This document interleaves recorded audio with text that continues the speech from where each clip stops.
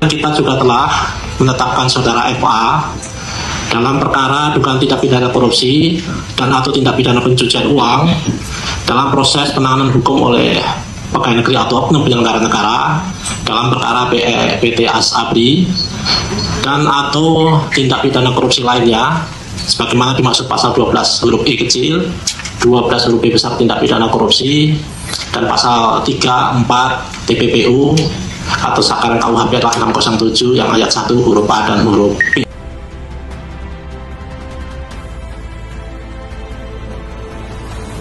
Laporan dan sprindik dari Pop. Iya, diantaranya disebut oknum salah satu. Ada baiknya KPK sesuai dengan kewenangannya segera mengambil alih kasus ini. Kalau secara politis KPK tidak berani mengambil alih langsung, maka tidak salah jika Presiden turun tangan untuk meminta KPK mengambil alih perkara ini. Saya pernah mengatakan, dan sekarang masih tetap saya pegang teguh, bahwa sebaiknya Presiden tidak banyak ikut campur tangan ke pengadilan melalui amnesti dan abolisi. Itu tetap prinsip bagi saya agar lembaga yudikatif independen. Tetapi kasus sangkaan korupsi dan tindak pidana pencucian uang atas Febri Adriansyah ini belum masuk ke pengadilan, belum masuk ke lembaga yudikatif. Prosesnya sekarang masih ada di lingkungan eksekutif, sehingga Presiden bisa melakukan campur tangan untuk menyelamatkan sistem hukum kita, yakni dengan membuatkan keran kepada KPK untuk mengambil alih kasus ini.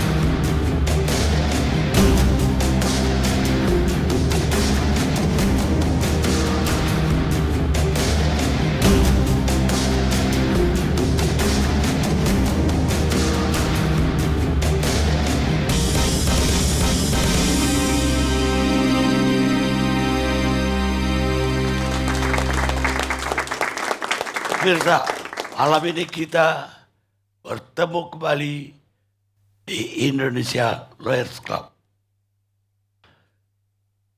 Tampaknya tidak ada peristiwa hukum yang semenggemparkan kasus pekan ini. Adalah kasus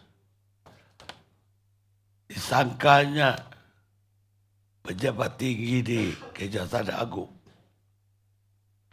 melakukan korupsi atas tindakan dari Polri. Dan sebelumnya justru kejaksaan mengusut para pejabat Polri dalam kasus makan bergizi gratis.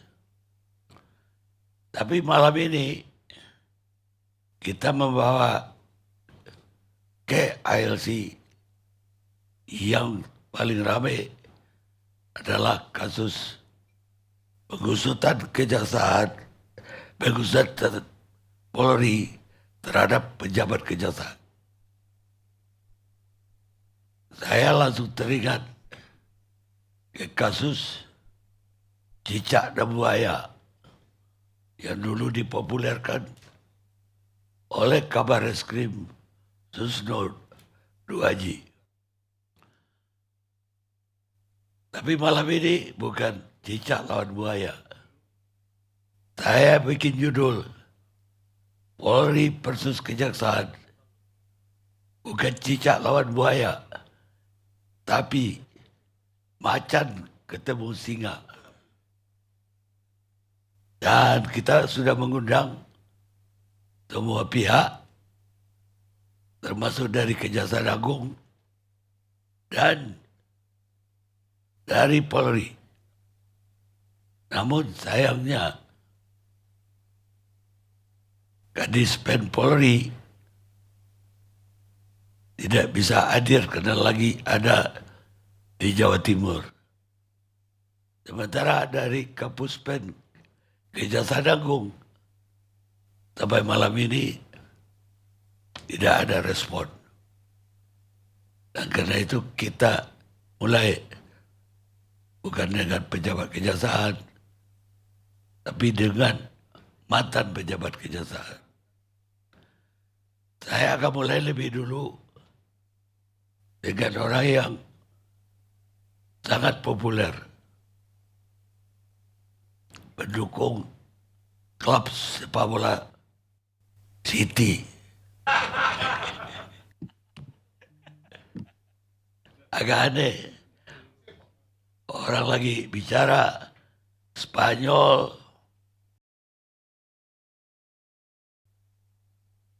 atau Argentina, beliau bicara City. Ya memang dia tergila-gila sama City dari zaman dulu. Saya akan mulai dengan beliau. Bagaimana dia melihat sebagai pengamat kebijakan publik apa yang terjadi dengan Kejaksaan dan Polri hari-hari ini. Saya persilakan. Terima kasih, Bang Karni.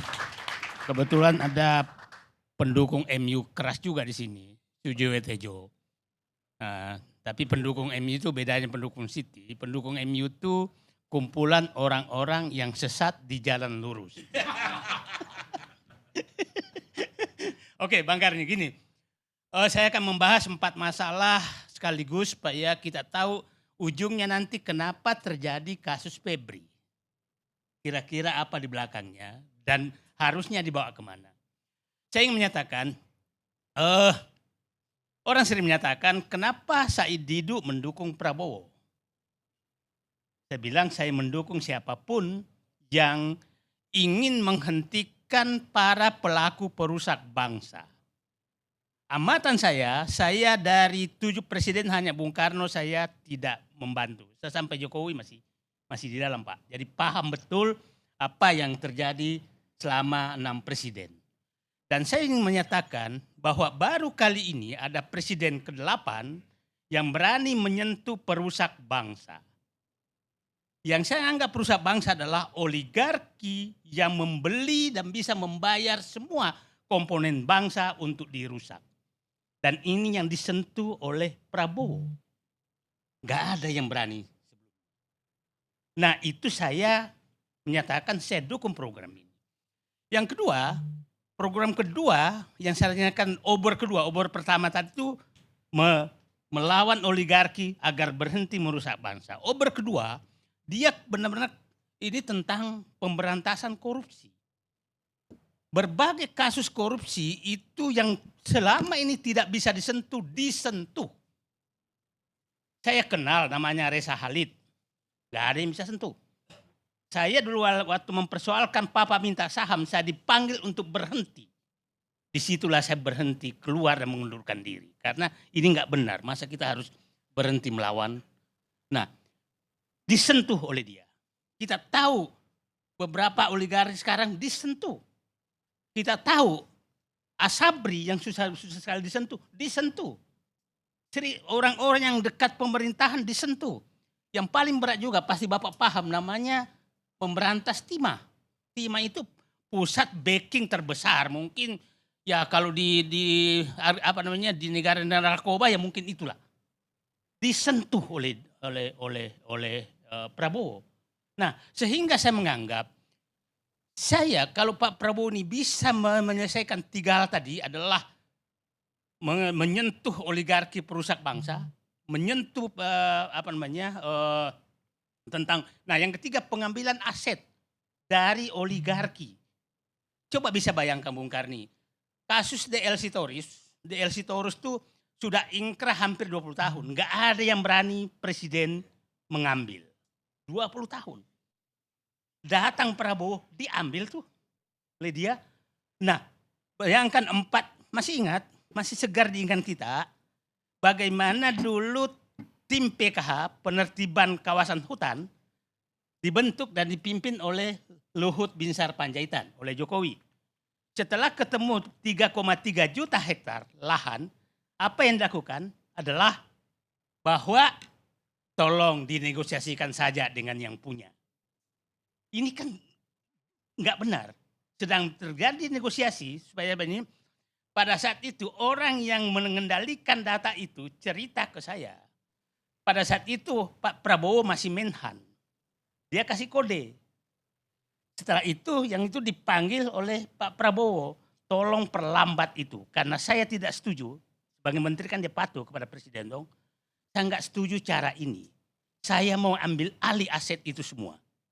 Nah, maksudnya masih di Menhan pun dia tidak melawan. Tapi, nah akhirnya pas presiden dia jadi presiden langsung Pak bikin tim PKH baru yang di luar pemerintahan.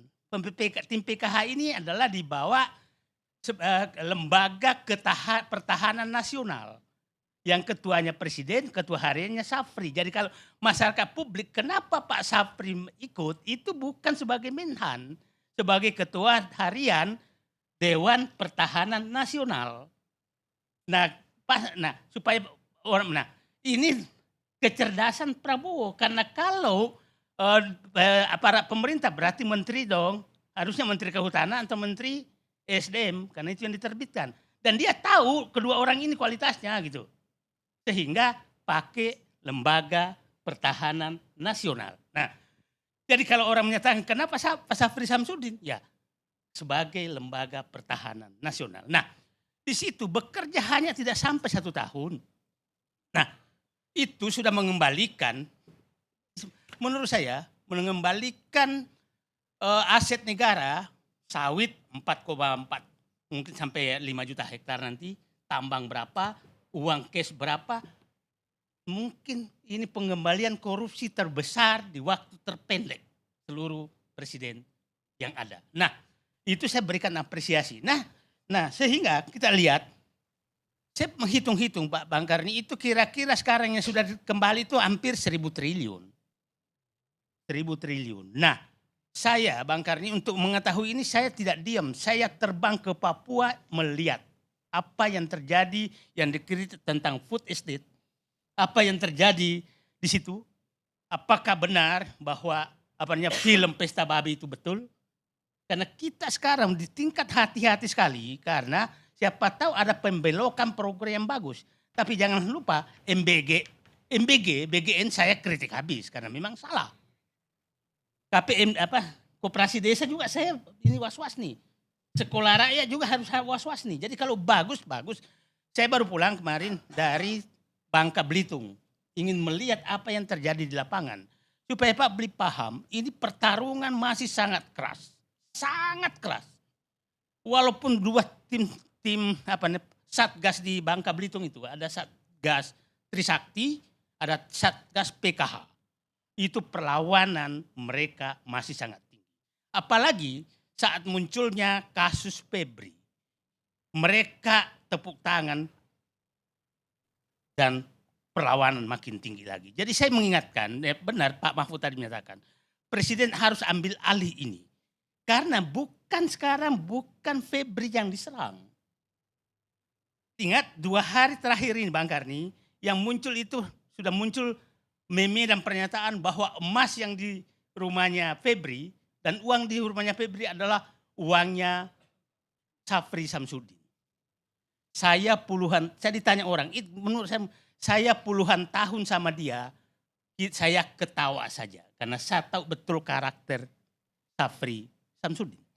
Tapi nggak apa-apa, biarin aja biar makin muncul. Dan yang menariknya Bang Ginting, Saudara Ginting ini yang menyebarkan itu semua, akun-akun yang paling menyebarkan akun yang ada Nusantaranya.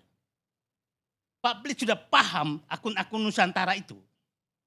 Jadi saya menyatakan ini Pak Prabowo memang udah harus hati-hati. Maksudnya Oslo ya? Ya? Maksudnya Oslo begitu? Ya itulah, geng dari sana lah. Jadi saya menyatakan pada saat saya ketemu Pak Presiden Prabowo tanggal 30 Januari, saya tahu Pak Susno hadir, saksi mata, Pak Prabowo, Bapak sudah di titik to kill or to be kill. Dibunuh atau membunuh. Dan saya sekarang menyatakan kasus Febri Ardiansyah ini udah kasus to kill or to be kill. Ini puncak dari to kill or to be kill. Jadi kalau Pak Prabowo masih tidak tegas, maka bersamaan dengan safari Solo ke seluruh. Berarti yang jatah 2 tahun dari katanya dari Pak Jokowi benar jatah 2 tahun untuk itu Prabowo. ini kemungkinan. Nah, itulah saya katakan titik balik Pak Prabowo saya harapkan selesai di Agustus. Karena Bapak hanya dikasih jatah, kata Dr. Koni, hanya 2 tahun. Berarti Oktober. Jangan sampai Bapak itu benar terjadi. Oktober Bapak sudah di-kill. Ini, nah saya berkali-kali menyatakan problem besar Pak Prabowo adalah otaknya Rambo, hatinya Rinto. Itu problem besar. Padahal pada saat dibutuhkan Rambonya itu yang keluar, bukan Rintonya. Nah, ini saya nggak tahu skenario Allah seperti apa. Nah, saya sih berharap, karena ini problem kita selalu. Pada saat mencapai puncak, nah problem kita pertama selalu itu adalah setiap ada orang yang ingin tegas memberantas korupsi, itu buru-buru semua bergerak untuk mencari kesalahan orang itu. Bukan mendukung langkah dia. Bahwa ada salahnya mungkin ya. Jadi FA ini korban maksudnya? Saya tidak melihat, saya hanya menyatakan FA mulai berani kan masih di waktu saya Jokowi. Pada saat Asabri, itu yang disentuh pertama. Dan Asabri pasti bisa disentuh kalau ada izin Menhan. Menhan saat itu adalah Prabowo.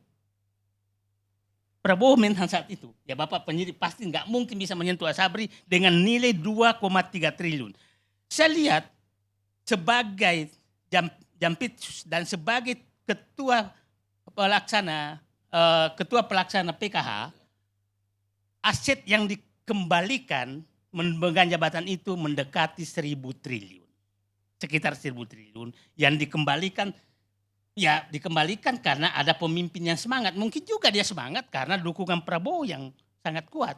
Dukungan Safri yang sangat kuat. Sehingga Febri juga. Ya tapi kalau saya disuruh mungkin juga nggak seberani saya Febri. Gitu kan. Karena saya nggak tahu kasus-kasus hukumnya. Jadi saya ingin menyatakan. Ya saya prinsipnya sih begini. Kalau kita sedang ada iblis yang kita mau bunuh. Dan ada setan yang ingin menemani kita membunuh iblis itu. Gak apa-apa, kita temani dulu setan itu karena dia pasti lebih cepat membunuh iblis itu daripada kita. Setelah iblisnya mati, kita perang lagi sama setannya. Bukan berarti memaklumi setannya. Kita bunuh dulu iblisnya bersama setan itu. Baru setelah iblisnya mati, setan ini kita. Kecuali setannya udah tobat. Siapa tahu ada setan tobat kan. Nah. Tapi begitu iblis mati, bukannya kita berhutang budi pada setan? Enggak juga Pak, kan setannya mungkin sudah tobat Pak, karena iblisnya udah ada temannya gitu kan. Jadi saya hanya mengatakan sekarang begini. Saya berharap kasus Febri Ardiansyah ini tidak mematikan obor yang sedang dinyalakan oleh Prabowo. Satu, obor pemberantasan korupsi itu tidak boleh mati gara-gara kasus ini. Obor tentang pengembalian sumber daya alam yang sudah dirampok oleh oligarki itu juga tidak boleh mati. Tim PKH yang sedang diserang itu kita harus bantu. Karena ini adalah paling ditakuti oleh oligarki. Yang ketiga adalah obor menyentuh perusak bangsa ini, yaitu kaum oligark hitam yang merusak bangsa ini begini. Negara ini pemimpin kita mulai di awal tuh ada oligarkinya. Bung Karno ada yang Markam yang menyumbang emas. Tapi kan oligarkinya tidak merusak negara. Nah pada saat Pak Harto kita semua kenal ada Lim Siliong apa segala. Tapi saya menganggap dia tidak ikut mempengaruhi kebijakan. Dia hanya sebagai terbatas tidak masuk ke mempengaruhi kebijakan.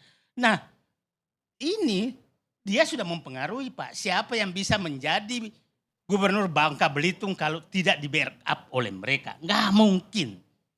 gubernur, bupati kalau nggak backup mereka itu ya saya pasti Pak siapa? Pasti betapa mengalami susahnya menjadi anggota DPR kalau tidak, nah kalau mau melawan mereka. Itu kan ini semua menjadi susah gara-gara ada kelompok oligarki hitam yang memang merusak negara. Oke Pak, itu saya pikir ini saya. Jadi saya pesan terakhir, kasus Febri Ardiansyah gunakan untuk menambah menyalanya 3 obor untuk memperbaiki negeri ini. Terima kasih Bang Karim. Jadi Febri ini salah satu obor. Saya menyatakan, oke, saya tidak biasa. Saya menyatakan saat ini dia salah satu obor karena dia buktikan dengan hasilnya. Hasilnya Pak Karni, saya di dalam, Bapak di dalam. Tidak mungkin orang bisa menyentuh kasus besar itu kalau bukan pemberani dan dijadikan obor oleh penguasa. Tidak mungkin. Kasus besar itu, Pak Sritek, kita tahu siapa dekatnya. Oligarki, mohon maaf aja, yang dekat dengan kekuasaan. Dan dihajar di saat masih Pak Jokowi berkuasa loh Pak. Bukan pada saat, nah artinya ada keberanian untuk membuka itu semua. Jadi saya menghargai perjuangannya dia, tapi saya menyatakan bukan berarti memaklumi kesalahan. Gitu loh Pak. Bukan berarti kalau ada kesalahan. Oke, kalau memang saya gimana menjelaskan Pak City kan, Manchester City. Oke, Pak Prabowo obor pemberantas, tapi saya selalu susah menjelaskan di kampus-kampus dan di Jancukers, gimana dengan KDMP? Kalau misalkan nilainya 1,7, katanya yang turun ke kontraktor katanya ada yang dapat 600, ada yang dapat 900, itu. Bagaimana dengan MBG? Perlu waktu sekian tahun. Itu apa kita bisa menyebut Pak Prabowo itu gitu loh. Saya selalu menyatakan, Pak, saya waktu ketemu Pak Susno lagi saksi, Pak saya percaya niat Bapak 1000%. Tapi saya frustrasi dan bisa gila dengan cara Bapak. Jadi salahnya dieksekusi. Dan mohon maaf, orang-orang sekitar Prabowo memanfaatkan psikologi Prabowo.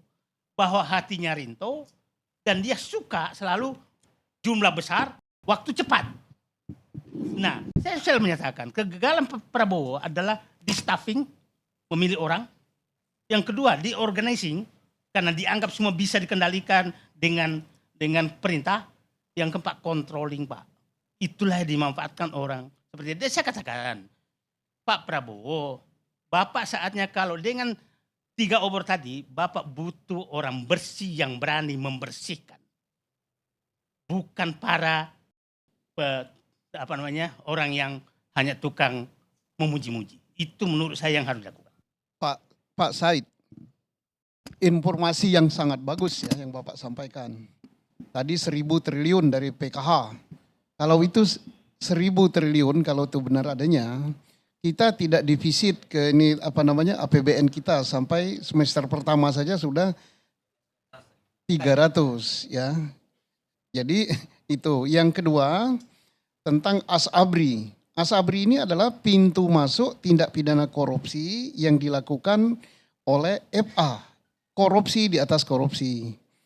Jadi yang informasi beredar itu membuka pintu dari Asabri, duit Asabri itu 10 triliun lebih yang diselewengkan, kemudian dibelikan oleh Bini Cokro saham di perusahaan tambang di Kalimantan, dan saham itu dilelang oleh FA jauh di bawah harga, hanya dilelang sekitar 1 triliun.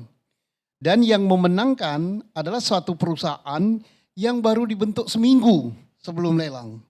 Dan itu pun duitnya ngutang di bank. Nah ini pintu masuk itu yang dipakai oleh aparat penyidik. Dan itu sudah dilaporkan ke kejaksaan oleh sebuah lembaga civil society. Dan dilaporkan juga kepada Jamwas. 3 perkara ini, yaitu Jamwasnya kebetulan yang sekarang merangkap sebagai PLT sebagai Jampitsus. Sudah dilaporkan ke DPR, sudah dilaporkan ke KPK sekian tahun yang lalu pada saat menangani perkara ini. Pada saat Febri menangani perkara ini. Nah ini informasi dari Ordal ya yang menangani perkara itu. Mohon nggak usah ditunjukkan karena saya bukan juru bicara Febri Pak dan saya juga Tidak, nggak tahu tidak. itu jadi pasti Tidak, saya nggak bisa tidak. jawab. Tidak, ini artinya Jadi maksud saya tidak membantah punya Bapak. Iya, jadi Punya maksud saya- Bapak bagus sekali. jadi kalau Bapak nanyakan itu pasti saya bilang saya nggak tahu karena Ya. saya bukan jubirnya Febri. Tidak.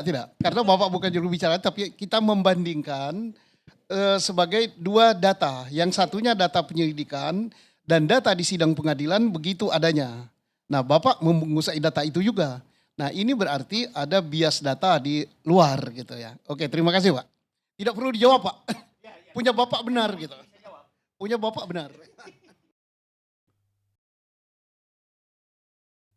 Pemirsa, yang bagi saya jelas hanya satu. Pembicara barusan tidak hanya pendukung Klub City, bukan MU. Ternyata pendukung Prabowo. Saya sekarang Pak dikasih gelar Terwo Pak. Ternak wowo gitu. Tapi tolong sampaikan kepada fans, saya mengagumi Pak Prabowo, tapi kalau beliau bisa berpidato di depan koruptor yang ditembak mati, bukan di depan barang bukti, bukan di depan barang bukti tumpukan. Saya sedih lihat presidenku kok pidato di depan barang bukti yang nggak ada terdakwanya gitu.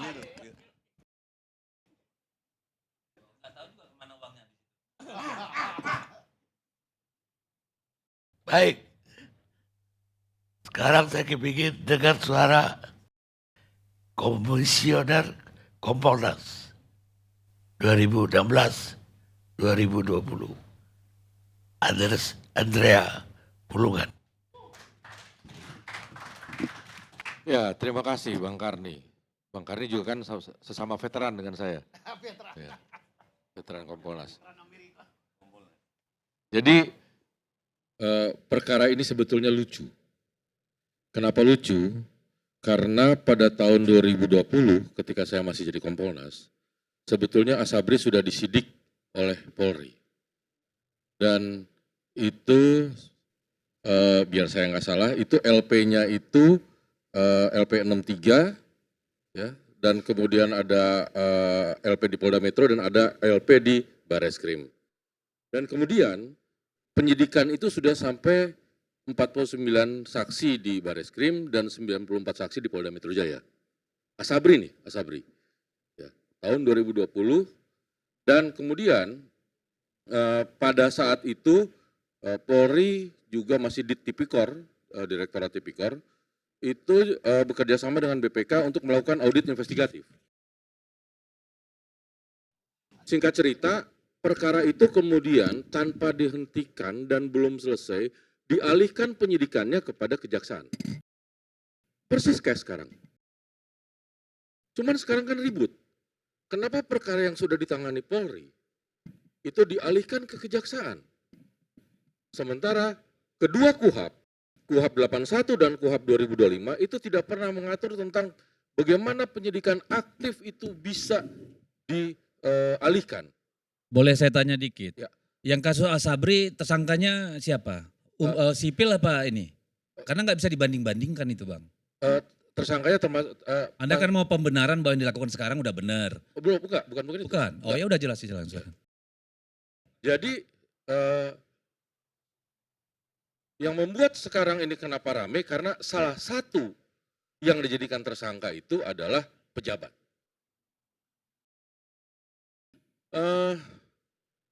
Kalau kita lihat, ternyata yang beredar di publik itu kan sempat rame. Jadi tersangka, terus kemudian jadi saksi, kemudian diralat lagi menjadi tersangka gitu ya. Saya melihat ini sebetulnya ibarat kalau saya Kapolres, itu saya punya kasat narkoba, saya punya kasat reskrim, dan saya punya kasat sabara. Tiga-tiganya bekerja baik untuk saya. Yang satu bisa membantu SPPG, yang satu bisa membantu PKH, yang satu bisa membantu keamanan negara, ya, untuk ketahanan pangan. Nah, cuman mereka berantem. Saya sebagai Kapolres pusing melihat mereka berantem. Yang saya harapkan seharusnya mereka akur, jalankan program saya.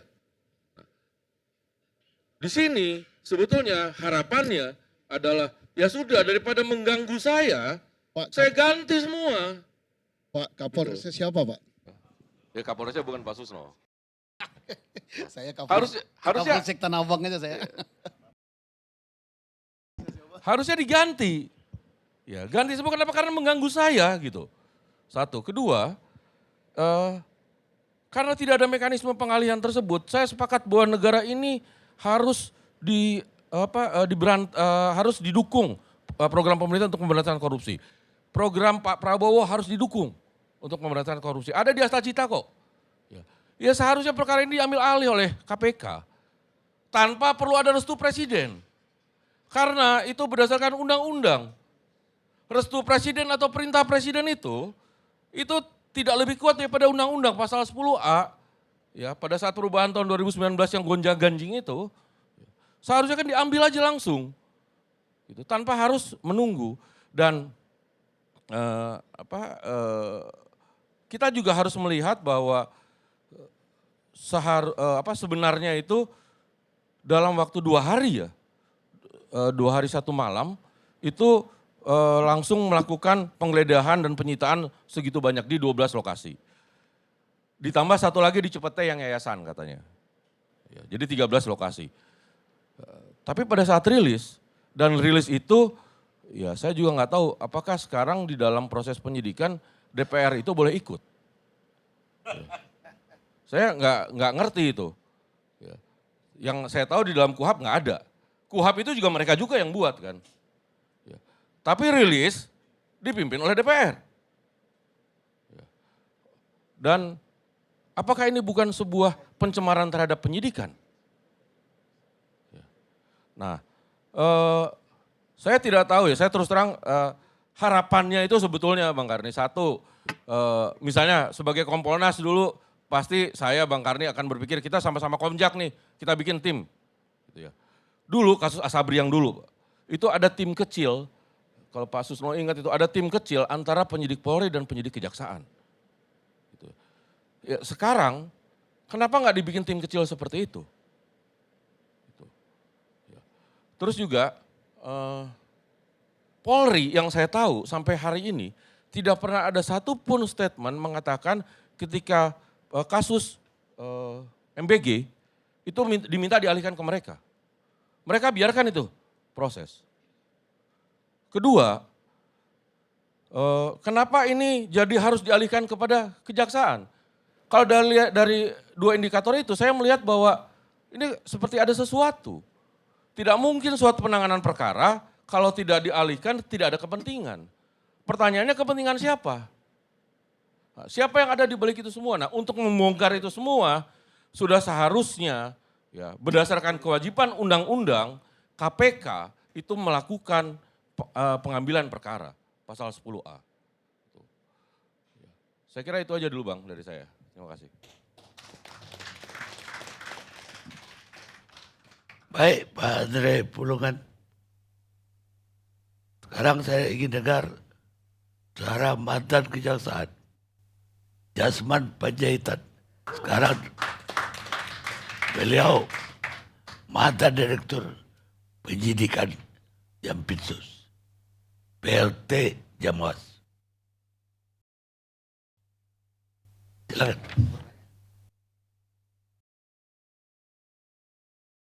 Baik. Terima kasih Pak Karni. Terima kasih juga udah diundang di sini. Saya sependapat baik dengan Pak Sendidu maupun dengan Pak Pulungan. Ya. Saya pun bingung.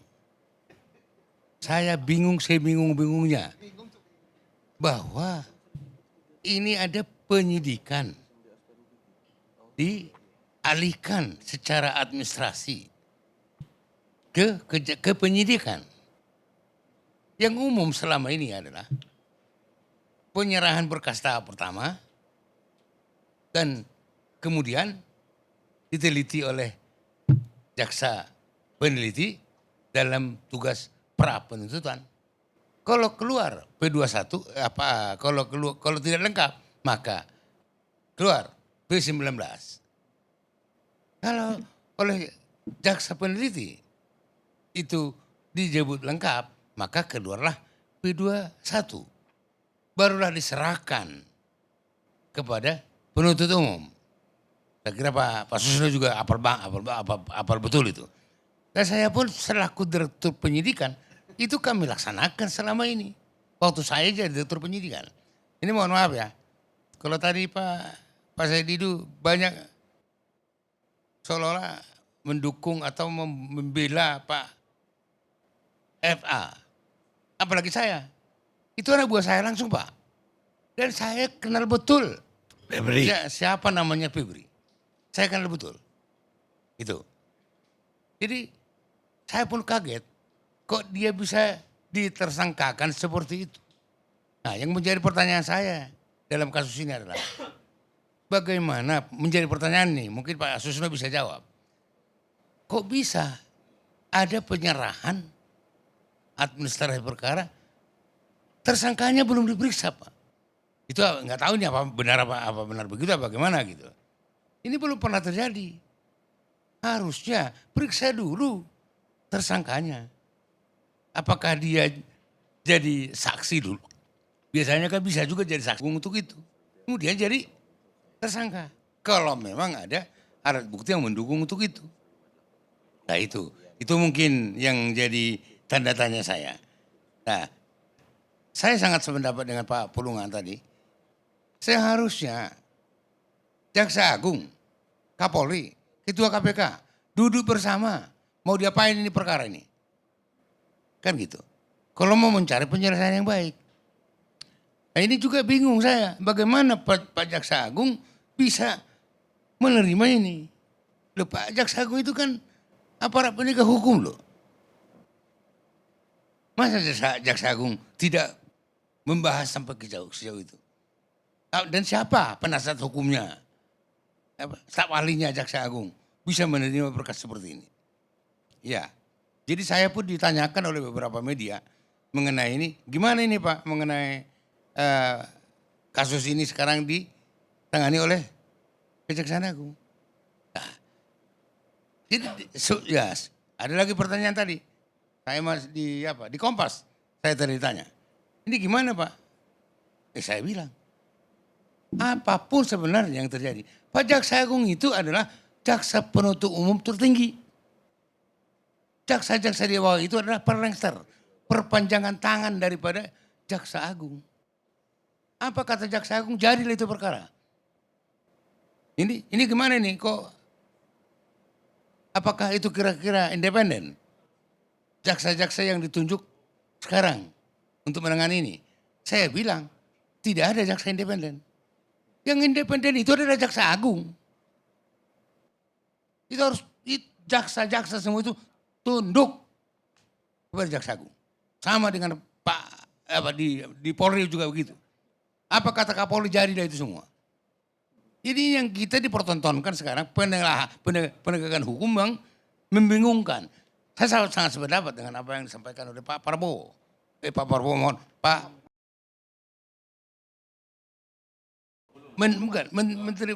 Mantan Pak Mahfud. Ya kan, beliau juga kan bingung. Ya kan? Ya beliau mantan menteri aja bingung. Apalagi saya ini hanya mantan direktur penyidikan. Saya akan bingung kan. Meskipun saya dulu Pak. Itu tadi yang saya katakan tadi bahwa apa kata Jaksa Agung. Saya pernah melakukan penyidikan termasuk dengan Febri. Ya, pernah kami sudah lengkap semua bukti-bukti.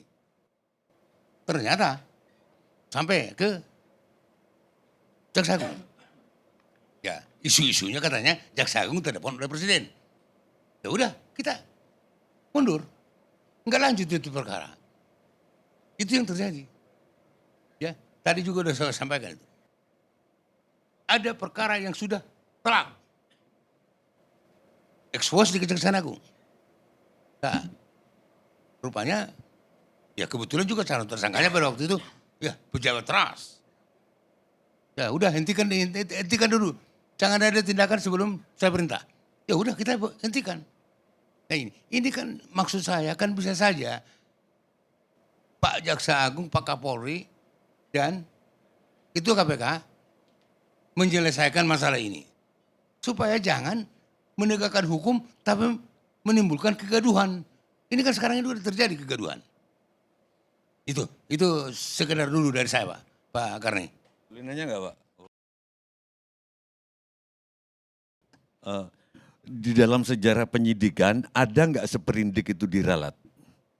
Pernah nggak dari kan saksi terus diralat lagi jadi tersangka? Itu satu. Yang kedua, pernah nggak dalam penyelidikan? Saya pengen tahu betul, karena ini pertanyaan Jan Jugars juga. Ada pernah nggak Pak Susno juga barang bukti itu diteliti asli atau enggaknya? Misalkan emas atau uang, itu aja. Ya, sebenarnya sih tidak pernah dengar itu. Yang namanya barang bukti ya barang bukti aja. Ya kan nanti kan barang bukti ini kan diuji di pengadilan. Bukan diuji oleh penyidik, diuji penuntut umum. Barang bukti ini ada nanti ditunjukkan kepada majelis hakim. Majelis hakim lah yang menilai bahwa barang bukti ini layak dijadikan sebagai barang bukti yang kemudian nanti akan menjadi alat bukti petunjuk. Begitu. Benar. Berarti soal seperindik dia jadi dari tersangka dari polisi terus jadi saksi itu belum bulat suara di kejaksaan. Kok terus Ini diralat? bukan masalah bulat. Belum pernah dengar cerita seperti itu. Belum pernah itu terjadi gitu. Itu. Mantap. Bukan soal bulat nunjuk. Ya aku nggak ngerti karena aku awam betul. Baik, sekarang giliran Susno Duaji. Iya. Pertama, terima kasih Pak Karni dan para narasumber sekalian dan para pemirsa. Ini berbeda dengan kasus cecak plus buaya. Kalau itu satu instansi dalam satu kandang. Tidak ada periksi dengan kejaksaan, tidak ada dengan pengadilan, tidak ada juga dengan KPK. Beda ya. Kalau saya itu dengan satu kandang gitu ya. Antara ayam jago dengan mungkin calon ayam jago lah gitu lah. Dan itu dalam peristiwa saya itu menunjukkan bahwa saya bisa katakan pengadilan kita tidak independen gitu kan. Peradilan ya. Bukan pengadilan. Jadi apa yang dikatakan Pak Panggabean, kalau saya nilainya bukan 100% benar. 100% plus ya. Jangankan aparat bawahan. Nah ini PR juga untuk bangsa Indonesia termasuk DPR. Gimana kita mau membuat dunia peradilan, bukan pengadilan ya, peradilan itu ya semua aparat penegak hukum netral. Kalau Pak Panggabean tadi katakan, sampai terbalik apa, netral, tidak. Kapolri, Jaksa Agung, dan KPK, sekarang sudah di bawah pemerintah ya, tidak netral 100%. Nah buktinya terjadi entah ini apa namanya, pengambil alihan atau pengalihan atau dialihkan. Ya. Ini suatu bukti bahwa yang disebut beliau tadi tidak netral 100%. Jangankan itu. Hakim pun tidak bisa netral 100%. Nah sekarang bagaimana kita membuat Mahkamah Agung kita netral, betul-betul netral, lal gitu. Kemudian Kejaksaan Agung kita netral, Kapolri kita netral, KPK kita netral. Ini PR kita bersama. Ya kalau kita mau penegakan hukum yang bagus. Tidak ada lagi kriminalisasi, tidak ada lagi target-targetan. Tidak terjadi yang membuat pusing beliau, kalau saya bukan pusing. Ya tinggal gimana, 7 keliling lah pusingnya. Memang tidak dikenal di dalam hukum acara kita hal seperti ini. Yang ada terjadi kalau dalam pemeriksaan oleh peradilan umum ternyata objek yang diperiksa itu tunduk pada peradilan lain, misalnya peradilan militer, maka dilimpahkan penyidikannya, dialihkan penyidikannya. Contohnya ada kemarin itu tentang salah seorang perwira tinggi yang disidik oleh KPK, ternyata dia belum pensiun, masih tunduk pada peradilan militer. Maka penyidikannya dialihkan. Kemudian yang baru-baru saja kasus penyiraman air keras. Begitu dilidik oleh Polri, sudah mau masuk tahap penyidikan, ternyata calon tersangkanya tunduk pada peradilan militer. Nah ini dialihkan penyidikannya ada. Tapi kalau yang seperti ini apakah baru apa tidak? Mudah-mudahan suara kita ini didengar oleh yang dibilang oleh beliau tadi apa Kapolres ya. Nah ini ada masalah antara Kasat Serse, Kasat Narkoba, Kasat Sabara. Nah ini mereka ini independen semua kasat-kasat ini. Tetapi siapa di atas kasat itu untuk ngambil keputusan ini? Nah ini Pak Said Didu ini punya jarum langsung ini untuk menyampaikan. Nah dia pendukung ini. Jadi daripada di bawah ini bingung gitu kan. Ya diperintahkan, beliau kan bisa merintahkan tiga Kapolres ini. KPK ini ada kegaduhan dan memenuhi syarat sesuai dengan Undang-Undang KPK pasal 10 ya. Apabila di dalam penyidikan itu ada masalah antara dua aparat penegak hukum atau desakan masyarakat atau dimungkinkan di situ tersangkanya menyangkut salah satu daripada aparat. Jadi ini sudah waktunya KPK kita tidak berdiam diri. Saya hakul yakin ini ditonton oleh orang-orang KPK. Jangan biarkan rakyat ini gaduh, ini bagus sekali. Kita hargai Polri yang sudah berhasil demikian. Kita juga berikan acungan jempol kepada jajaran Kejaksaan Agung sampai ke bawah, kejaksaan kita sudah luar biasa dalam penindakan tindak pidana korupsi. Karena seluruh Indonesia tidak hanya Kejaksaan Agung tapi Kejaksaan Tinggi, Kejaksaan Negeri seperti diperintahkan menangani korupsi untuk menutupi kekurangan KPK kita yang kurang jumlahnya. Janganlah marwah Kejaksaan Agung karena diberi amanat soal ini dia menjadi pusing. Ini yang pusing bukan hanya Polri saja loh. Jadi jangan menganggap bahwa ini maunya kejaksaan sehingga kejaksaan merasa senang. Saya yakin Pak, Jaksa Agung lagi cari Panadol ini mungkin pusing dia ya. Kapolri juga pusing. Nah, akhirnya sehingga ini supaya tidak menimbulkan kebuntuan hukum, kepusingan, kegaduhan di masyarakat. Ini KPK segera take over ini. Kita hargai prestasi Kejaksaan Agung, kita hargai tim Tas Tipikor yang telah dibentuk oleh Mabes Polri, dia telah berhasil dengan bagus. Silakan lanjut berantas korupsi, kerukunan antara penegak hukum supaya bagus berjalan. Nah, pada kesempatan ini juga saya ingin menyampaikan bahwa kasus ini sudah lama diselidiki oleh Polri. Sudah lama dan sama-sama punya bahan ini. Tetapi yang paling banyak punya bahan ya di kejaksaan. Karena 3 tindak pidana pokok ini ya, masalah tata niaga batu bara ini ditangani oleh kejaksaan tindak pidana korupsinya. Masalah Krakatau Steel juga. Masalah Asabri juga. Bahannya ada di kejaksaan, Polri juga punya bahan yang banyak. Saya yakin PPATK punya bahan yang banyak. Inilah sesuai dengan amanat undang-undang, setuju Pak, tidak perlu ada perintah presiden atau siapa. Perintah undang-undang itu lebih tinggi dari presiden.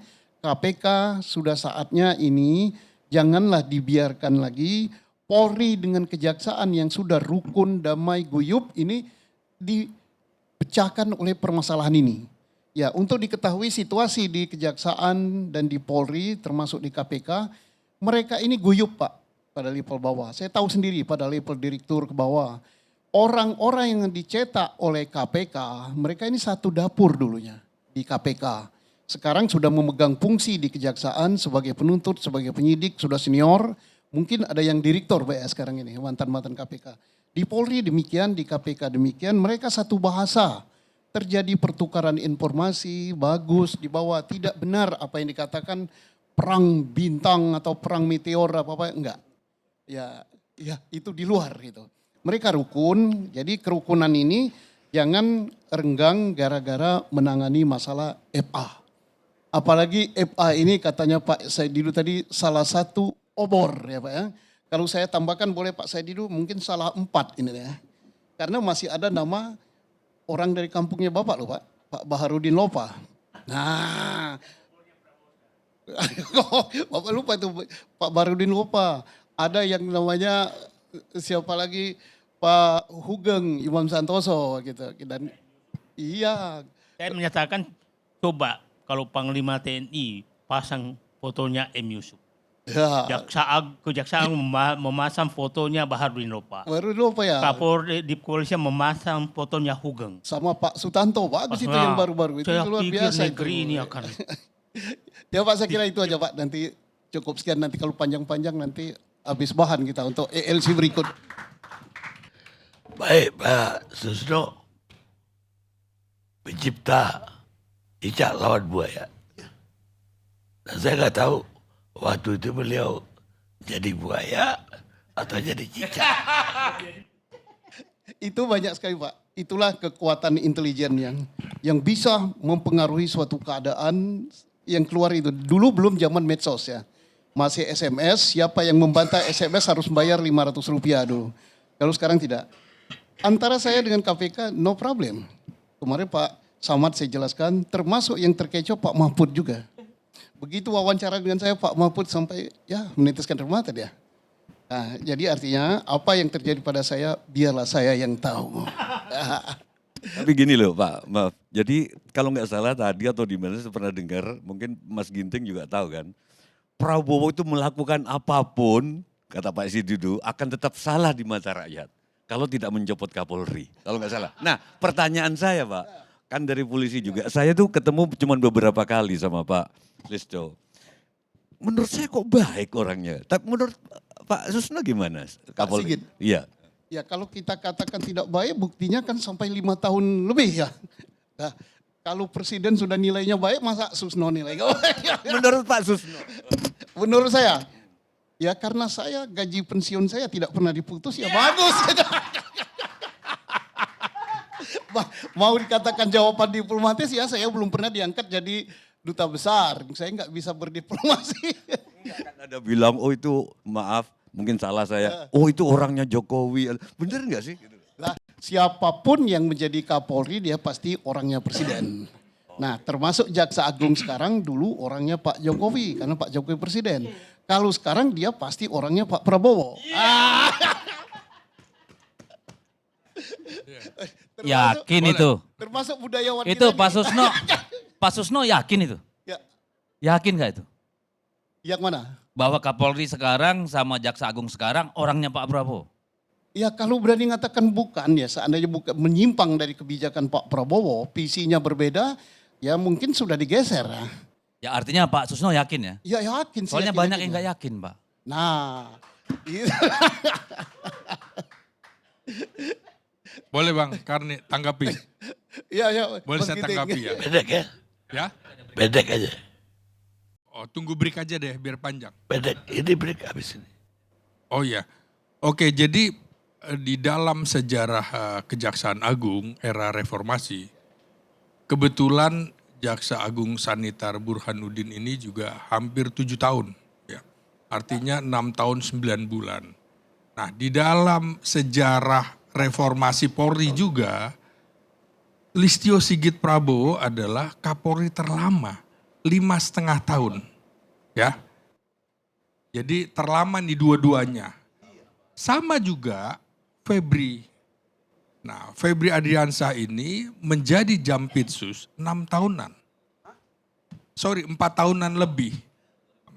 Maka kita bisa simak begini. Dampak negatif lamanya kekuasaan di satu tangan. Sebenarnya Presiden Prabowo juga sudah kita ingatkan. Ini kapan, seperti tadi pertanyaan-pertanyaan, kapan ini Kapolri diganti? Kapan ini Jaksa Agung diganti? Nah, dampak negatifnya kekuasaan terlalu lama di satu tangan itu tentu saja pertama terjadi konsentrasi kekuasaan di tangan seseorang. Maka di situ akan semakin besar pengaruh personalnya ketimbang pengaruh institusi.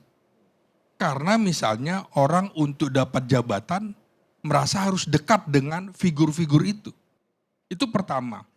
Kedua, terjadi loyalitas kepada individu, bukan kepada institusi, bukan pada lembaga. Jadi ada personifikasi seseorang. Seolah-olah dia lebih tinggi dari organisasi itu. Ketiga, ada risiko stagnasi, ide-ide, inovasi-inovasi, nggak bisa. Ini sama dengan sekarang ya. Para jaksa agung muda, eselon 1 termasuk Kajati yang tipe A ada 7 itu, pengen jadi jaksa agung. Sama dengan ini tadi. Para komjen-komjen itu ingin. Nah, karena itu menurut saya dari pernyataan-pernyataan ini tadi, saya melihat kasus Febri Ardiansyah ini sangat besar kemungkinannya Kapolri tidak melaporkan kepada Presiden akan menggeledah, akan mengurus, akan mengusut Febri ini. Karena berbeda dengan kasus MBG. Kemungkinan dalam kasus MBG, Jaksa Agung bisik-bisik atau melaporkan ke Presiden. Jadi tidak heboh.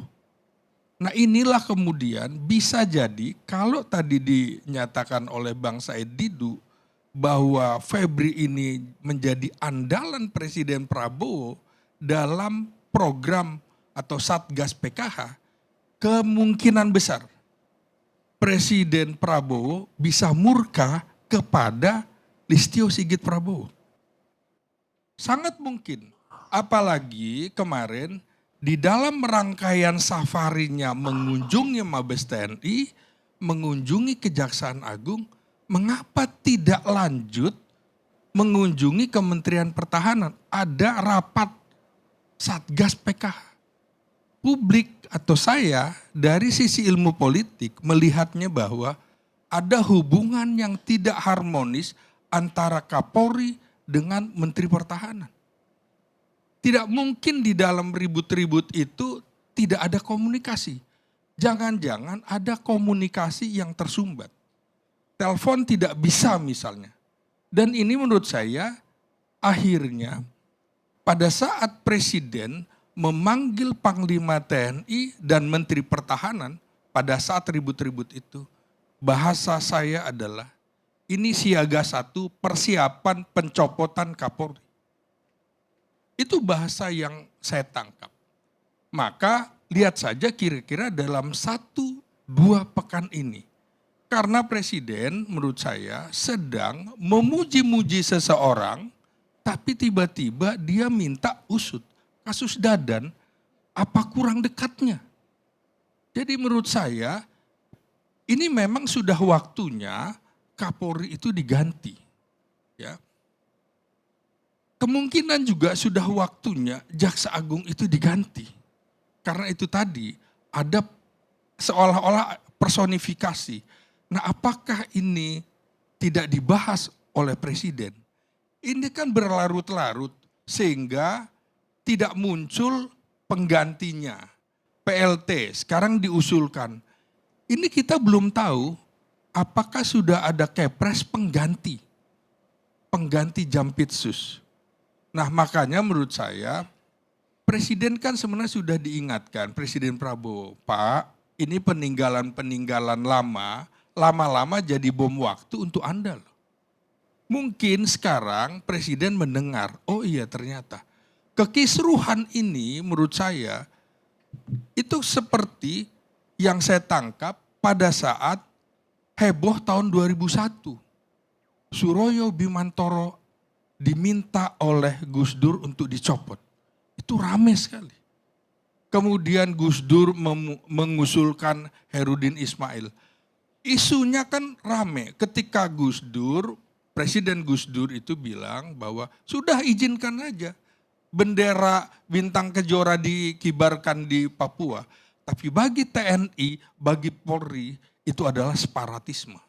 Maka Suroyo Bimantoro waktu itu punya pendapat yang berani berbeda dengan Presiden Gus Dur.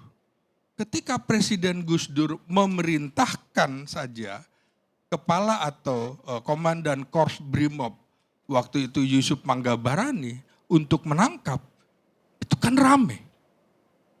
Nah, sama kemudian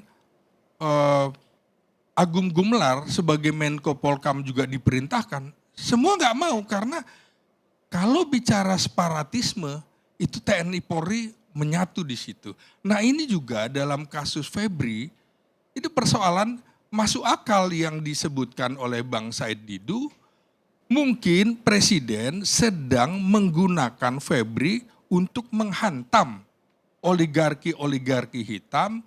Oleh karena itu Presiden kemudian mengeluarkan Perpres nomor 66 tahun 2025 membackup Kejaksaan Agung dalam rangka tugas-tugas utamanya Satgas PKH. Baik. Demikian dulu. Nanti dilanjutkan Bang Karni. Ya. Pemirsa, sangat penting untuk kita pahami bahwa sistem kita dibuat untuk mencari keadilan, bukan balas dendam. Pete Gallego, politisi Amerika.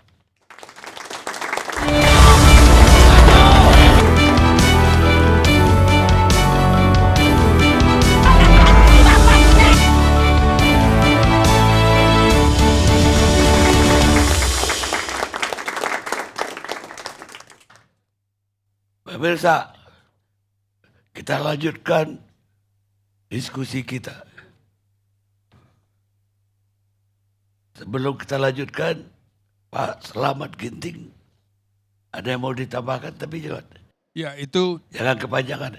Ya, itu tadi baru 3 dampak negatif kekuasaan terlalu lama dipegang di satu tangan.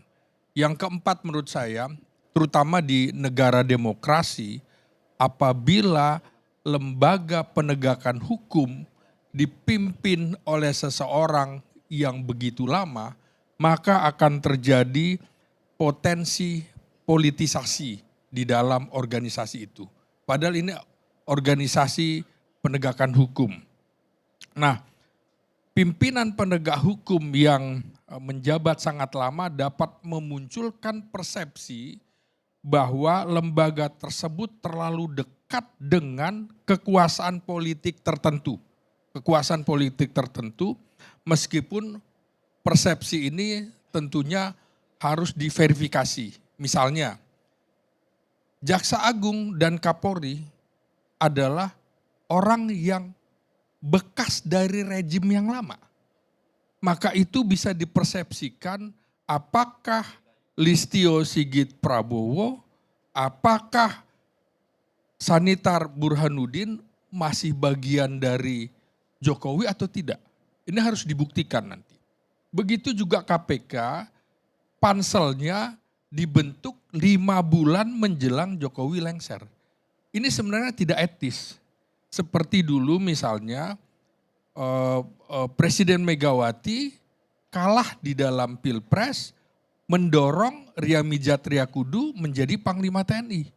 Tapi akhirnya dianulir. Dia tidak apa-apa juga, tidak masalah. Dianulir, besar hati. Nah ini kan tidak. Sama juga dengan Korps Pemberantasan Tindak Pidana Korupsi itu. Dibentuk oleh SK-nya Presiden Kepres 5 hari menjelang Jokowi lengser.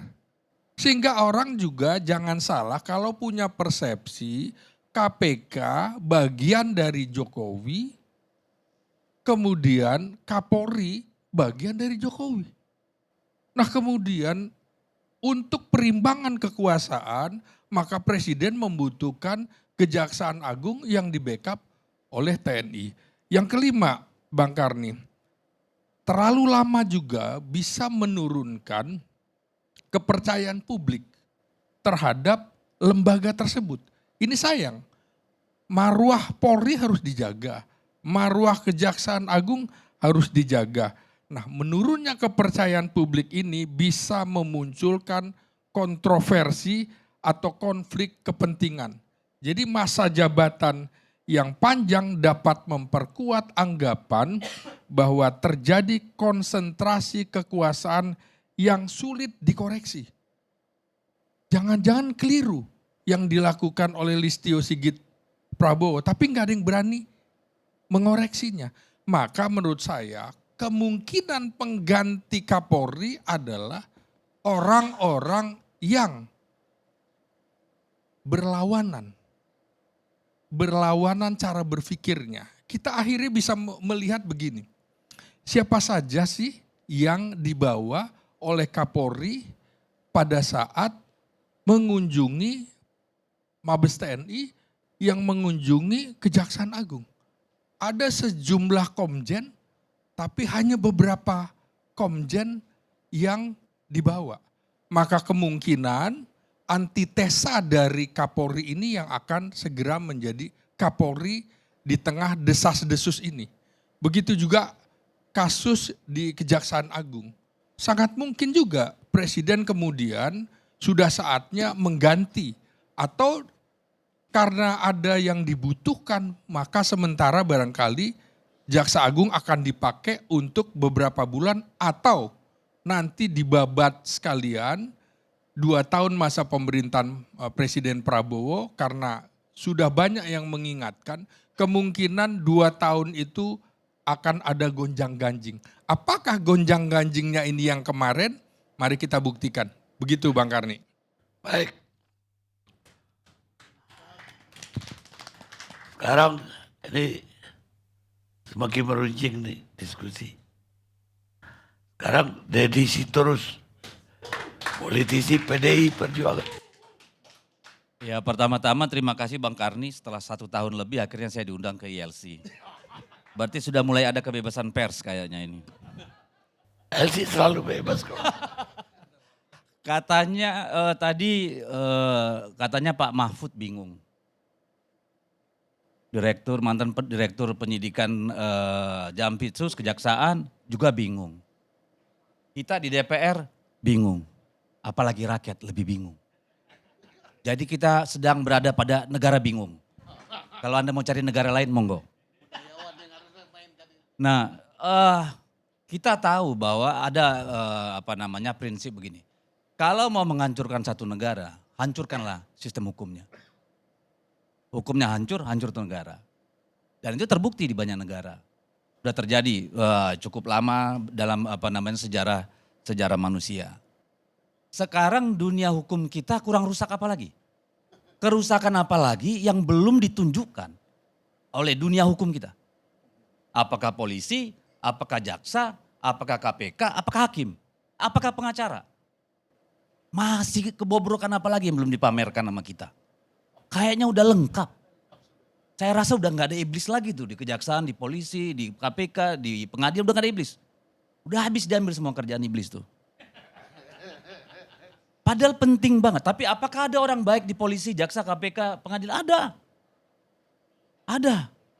Tapi mereka adalah anomali. Mereka anomali. Karena apa? Coba pakai perbandingan begini. Kalau ibaratkan institusi itu adalah kolam. Kalau itu kolam isinya lumpur, sebersih apapun orang masuk kotor. Kalau kolam itu bersih, sekotor apapun orang masuk pasti bersih. Sudah sampai di tingkat sana kalau menurut saya. Ketika orang-orang baik tidak punya tempat, tidak punya keberanian, tidak punya kemauan, ya gak ada harapan kita lagi. Padahal nih, dari zaman Aristoteles sudah bilang, negara runtuh ketika hukum tidak lagi menjadi pedoman. Itu kata-kata Aristoteles. Bahkan Cicero bilang, kita baru bisa menjadi manusia bebas kalau kita semua adalah abdi hukum. Cicero. Lalu Montesquieu yang lebih modern. Korupsi lembaga hukum menghancurkan republik. Itu bukan baru, dunia ini bukan baru, orangnya aja yang baru. Tapi yang terjadi di dunia ini sebenarnya gak ada yang baru. Sudah terjadi dari dulu. Makanya dibilang, banyak ilmuwan politik bilang, kerusakan sistem hukum berarti kerusakan demokrasi. Kerusakan lembaga penegak hukum, kerusakan negara. Makanya aparat penegak hukum disebut abdi negara. Jadi kalau di lembaga penegak hukum, rusak barang itu, negara itu sudah rusak. Ini yang jadi problem kita. Sekarang pertanyaannya, ini rusaknya, pemimpinnya, adab di dalamnya, sistemnya, kelembagaannya atau apanya. Kalau menurut saya udah semua ini lengkap. Udah lengkap. Apa yang kurang? Ini sudah semuanya gitu. Nilai-nilai apa yang kurang sama polisi? Tribrata, Catur Prasetya, di jaksa apa yang kurang? Wah, kalau kita baca ini di jaksa ini, Trap, Sila, Adiaksa, nilai-nilai dasar. Satya, kesetiaan yang bersumber dari kejujuran. Gimana jujur emas bisa ditembok? Dolar-dolar bisa ditembok? Gimana bisa kita bilang jujur? Aji, kesempurnaan dalam bertugas dan bertanggung jawab. Wicaksana, bijaksana dan penuh kearifan dalam pengambilan keputusan. Hantu blau. Jaksa sama polisi masih pernah baca nggak ini barang? Menurut saya enggak. Nilai-nilai itu udah nggak ada. Lalu kita bicara kasus. Sepanjang nilai-nilai ini hanya tulisan di dinding, ya kayak begini urusannya. Jadi apalagi yang kita harapkan? Kerusakan apa lagi yang belum nih? Kita mau bilang dalam kasus Febri, yang rusak itu Febri. Ya masa iya uang sebanyak itu hanya Jaksa Agung muda saja yang tahu, Jaksa Agung tua gimana? Yang muda aja udah begitu. Pencucian uang di 16 perusahaan, satu transaksi 1,5 T. Too big. Gak mungkin Mansur, gak mungkin Mansur itu, tahu Mansur kan Pak Susno? Main seorang, enggak lah. Nah ini problem di kita, kerusakannya sudah sangat sistemik. Kalau kita ketemu kepala daerah di bawah, ada tuh setoran sama Kajari, ada sama Polres sama Polda, apalagi di pusat. So what? Ya mohon maaf nih, banyak polisi baik, banyak jaksa baik, tapi yang gak baik lebih banyak, jujur aja kita. Inilah yang terjadi. Kalau sikap-sikap nilai-nilai yang sudah diabaikan, lalu hedonisme ini, materialistik ini menjadi nilai yang diagungkan oleh para penegak hukum kita. Mereka ini cuma lihat dua. Kalau ada kasus, either jadi duit atau untuk naik pangkat. Sama ini dua-dua. Kalau nggak untuk duit, naik pangkat. Nggak ada duitnya, naik pangkat. Begitulah parahnya. Ini coba berefleksi kita. Ini situasi yang kita hadapi. Mungkin yang lain gak mau terbuka jujur ya, tapi I have nothing to lose. Ya, ini situasi yang kita hadapi. Either mau didengar sama Kapolri, Jaksa Agung atau Presiden. Ini yang dia dapat warisannya. Ini yang terjadi ketika aparat penegak hukum dijadi budak kekuasaan. Selesai negara. Ketika penegak hukum menjadi budak kekuasaan, selesai negara Bang, kita. saya ini hanya... Tadi dulu Bang, tadi abang udah panjang. Saya mau nanya, kenapa sekarang seakan-akan jubirnya Kapolri itu adalah ketua Komisi 3 gitu? Ya, ya mungkin kurang kerjaan di Komisi 3 kan nggak tahu kita. Saya kan bukan Komisi 3. Ya saya kan nggak bisa nilai orang, mungkin ada waktunya, waktu itu kan hadir gitu. Saya kan nggak bisa mewakili dia. Jadi itu problematik yang kita hadapi. Nah pertanyaan saya kemudian adalah, benar nggak ini dua yang sedang berantem? Atau ada kekuasaan yang lebih besar dari mereka yang sedang gaduh? Kan kita nggak tahu. Kalau hanya dua mereka ini yang berkelahi, polisi dengan jaksa, polisi pasti mikir nih, hajar itu jaksa kemarin. Masa dia nggak hargai lembaga penegak hukum, sesama penegak hukum, ada kulon lah. Tapi kan langsung dihajar begitu. Dan itu kan bukan baru terjadi sekarang. Beberapa waktu yang lalu sudah ribut itu. Jampitsus kita ini dibuntutin sampai harus dikawal oleh TNI di kejaksaan dan di rumahnya. Jadi TNI pun dilibatkan di sini. Nggak cukup cuma ngurusin MBG, ngurusin jagung, ngurusin macam-macam. Tambah lagi nih ngurusin jaksa. Ya. Jadi saya bingung Pak. Saya bingung, marilah kita sama-sama bingung. Dan saya lebih bingung lagi, kenapa selama ini tadi kan banyak yang minta KPK yang ngambil alih. KPK itu kelebihannya main sinetron. Ya kalau nggak OTT nggak kelihatan ini barang. Coba perkara-perkara korupsi besar yang nilainya fantastis, puluhan, belasan triliun, itu mainannya kejaksaan. Nggak pernah di KPK. Lah yang sekarang, kan paling tinggi apa dulu? Kasus Setnov, 1, sekian T. Kasus dana haji kemarin, 1 T. Tapi kalau jaksa mainnya tetean. Iya kan? Tetean kayaknya itu. Nah, coba kalau kita mau percaya sama KPK, di mana KPK ketika Kopdes beli kipas angin seharga 1,5 triliun? Di mana? Di mana KPK ketika Kopdes beli mobil impor dengan menghapuskan yang namanya TKDN? Di mana? Di mana KPK ketika MBG beli piring, sendok, motor listrik seharga tetean? Ini sekarang mainannya tetean ini. Kaos kaki segala macam. Jadi saya juga bingung, kita kasih KPK. Nah ini benar yang dibilang tadi. KPK, ya pimpinannya, polisi, jaksa, ini masih orang lama semua. Titipan dari pemerintahan yang lama. Seharusnya inilah kesempatan Pak Presiden melakukan penyegaran. Penyegaran. Kenapa? Benar tadi yang dibilang Bang Ginting. Ketika orang terlalu lama dan tidak tahu kapan dia berhenti, seorang di institusi itu, ini sama kayak Edgar Hoover di FBI dulu di Amerika. Lembaga itu menjadi dirinya, personifikasi. Maka tidak akan ada yang berani berbeda pendapat. Tidak ada akan bicara nilai-nilai di dalam institusi itu. Tidak ada yang berani melawan, tidak ada yang berani berbeda. Gak ada itu. Belum lagi persoalan-persoalan teknis, kemacetan regenerasi, kehilangan kesempatan menjadi pemimpin di institusi itu. Saya mau tanya, memang prestasinya Pak Listio Sigit apa? Sehingga tidak ada jenderal lain yang dibesarkan oleh institusi Polri yang mampu gantikan dia. Saya rasa Pak Listio juga udah pengen pensiun itu. Udah terlalu lama dia itu Kapolri nomor 2 terpanjang di Indonesia. Udah capek kalau menurut saya, kalau lihat matanya kan udah sembab terus tuh. Artinya kan tiap hari ngurusin persoalan nggak selesai-selesai. Tapi entah siapa yang bikin beliau terus memaksakan diri jadi Kapolri, nggak tahu saya. Demikian juga Jaksa Agung. Secara fisik kita lihat, kalau ngomong sama dokter, sebenarnya beliau tuh lebih pengen istirahat daripada terus jadi Jaksa Agung. Tapi ini nggak ditangkap oleh Pak Presiden.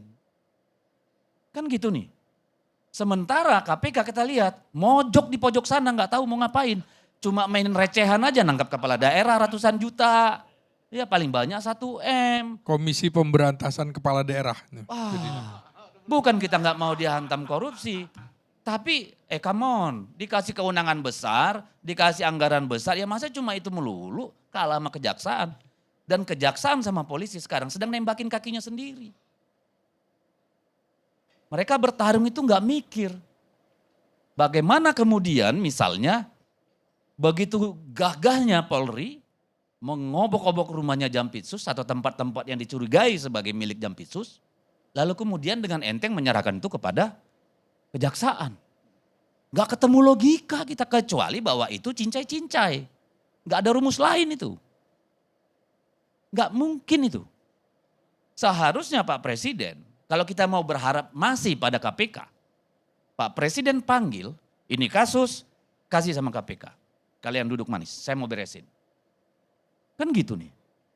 Karena in the end of the day, ujungnya yang dipertaruhkan itu kehormatannya Presiden. Bapak gak bisa ngurus nih aparat Bapak.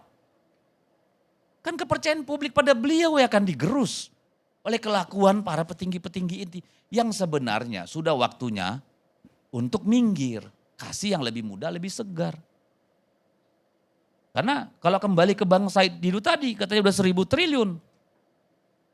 Ya saya juga heran dengan kasus-kasus itu. Karena tidak pernah terang benderang.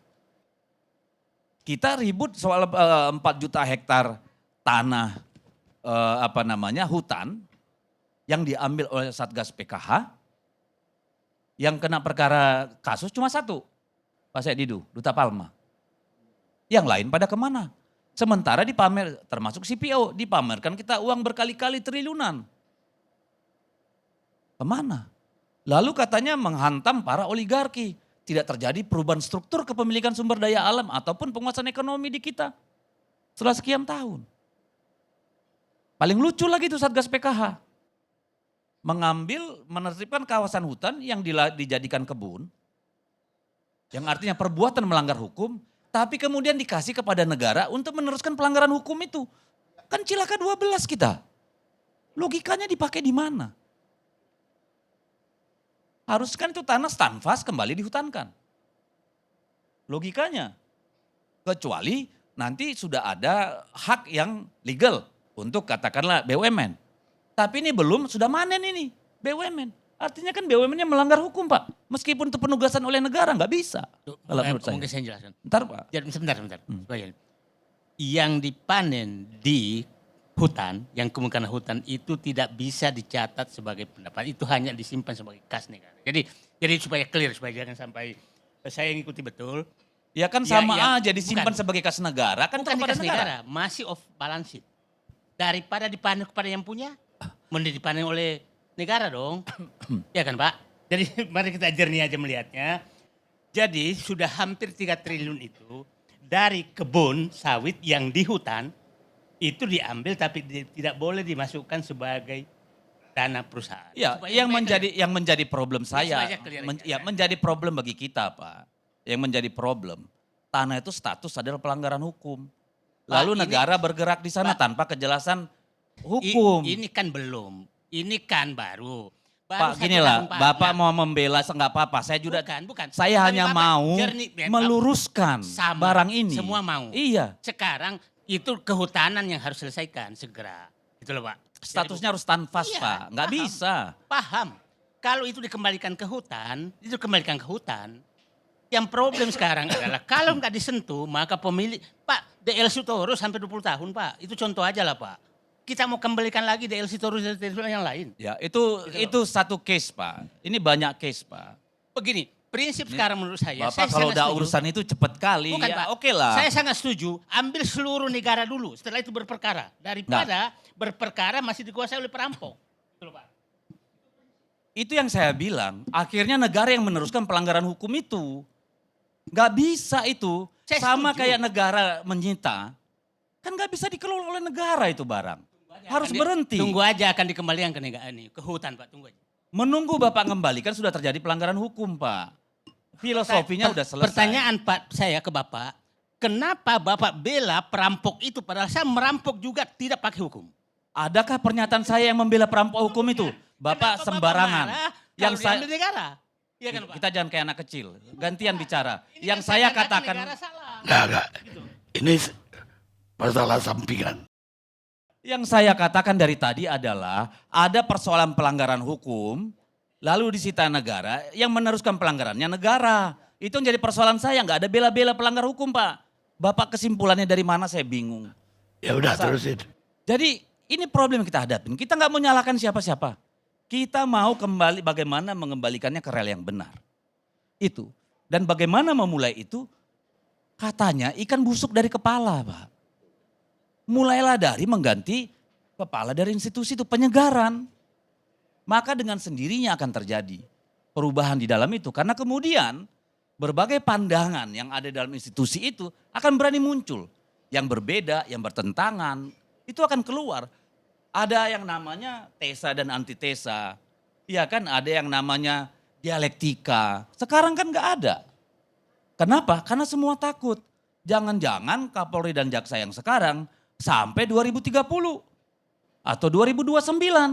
Mending saya duduk aja, ya terserah. Toh saya kan nggak kena imbasnya, yang kena kan kepala. Ini kan problem jadinya. Nah jadi kalau saya melihat ini, kalau menurut saya, Bapak Presiden harus panggil, serahkan perkara ini kepada KPK. Dan serentak dengan itu juga, ya Pak Presiden harus segera melakukan penyegaran terhadap pimpinan lembaga-lembaga ini. Gak bisa cara lain. Dari situ kita boleh berharap ada perubahan sampai 2029. Nah kalau mau cari orang baik di polisi atau di jaksa, banyak banget Pak. Banyak. Bukan gak ada. Cuma kan saya melihat lagi bahwa sebenarnya pertarungan polisi jaksa ini adalah pertarungan proksi. Kan itu yang jadi problem. Pak Presiden juga tidak leluasa menentukan sikap. Ini masalah. Kalau menurut saya, kita terbuka aja ya. Kita kan ingin perbaikan. Kita pengen pemerintah ini berhasil. Tetapi kalau Presiden tidak mengambil ini sebagai tanggung jawabnya, ini sebagai tonggak untuk perubahan yang lebih baik, ya nggak bisa. Nggak bisa. Jadi kembali kepada Pak Presiden. Apakah mau menggunakan ini menjadi momentum perbaikan kedua lembaga itu? Karena kalau rusaknya Pak, sudah sampai ke akar-akarnya. Nggak ada lagi yang kita bisa harapkan bahwa ini tidak akan berubah apa-apa. Bayangkan bisa peluk-pelukan, teletabis, berpelukan. Barusan hantam-hantaman. Ini kan bukan urusan anak kecil, urusan negara. Iya kan? Jadi mohon maaf, Pak Kapolri, Pak Jaksa, Pak KPK, ya kalian harus besar hati gitu loh kalau menurut saya.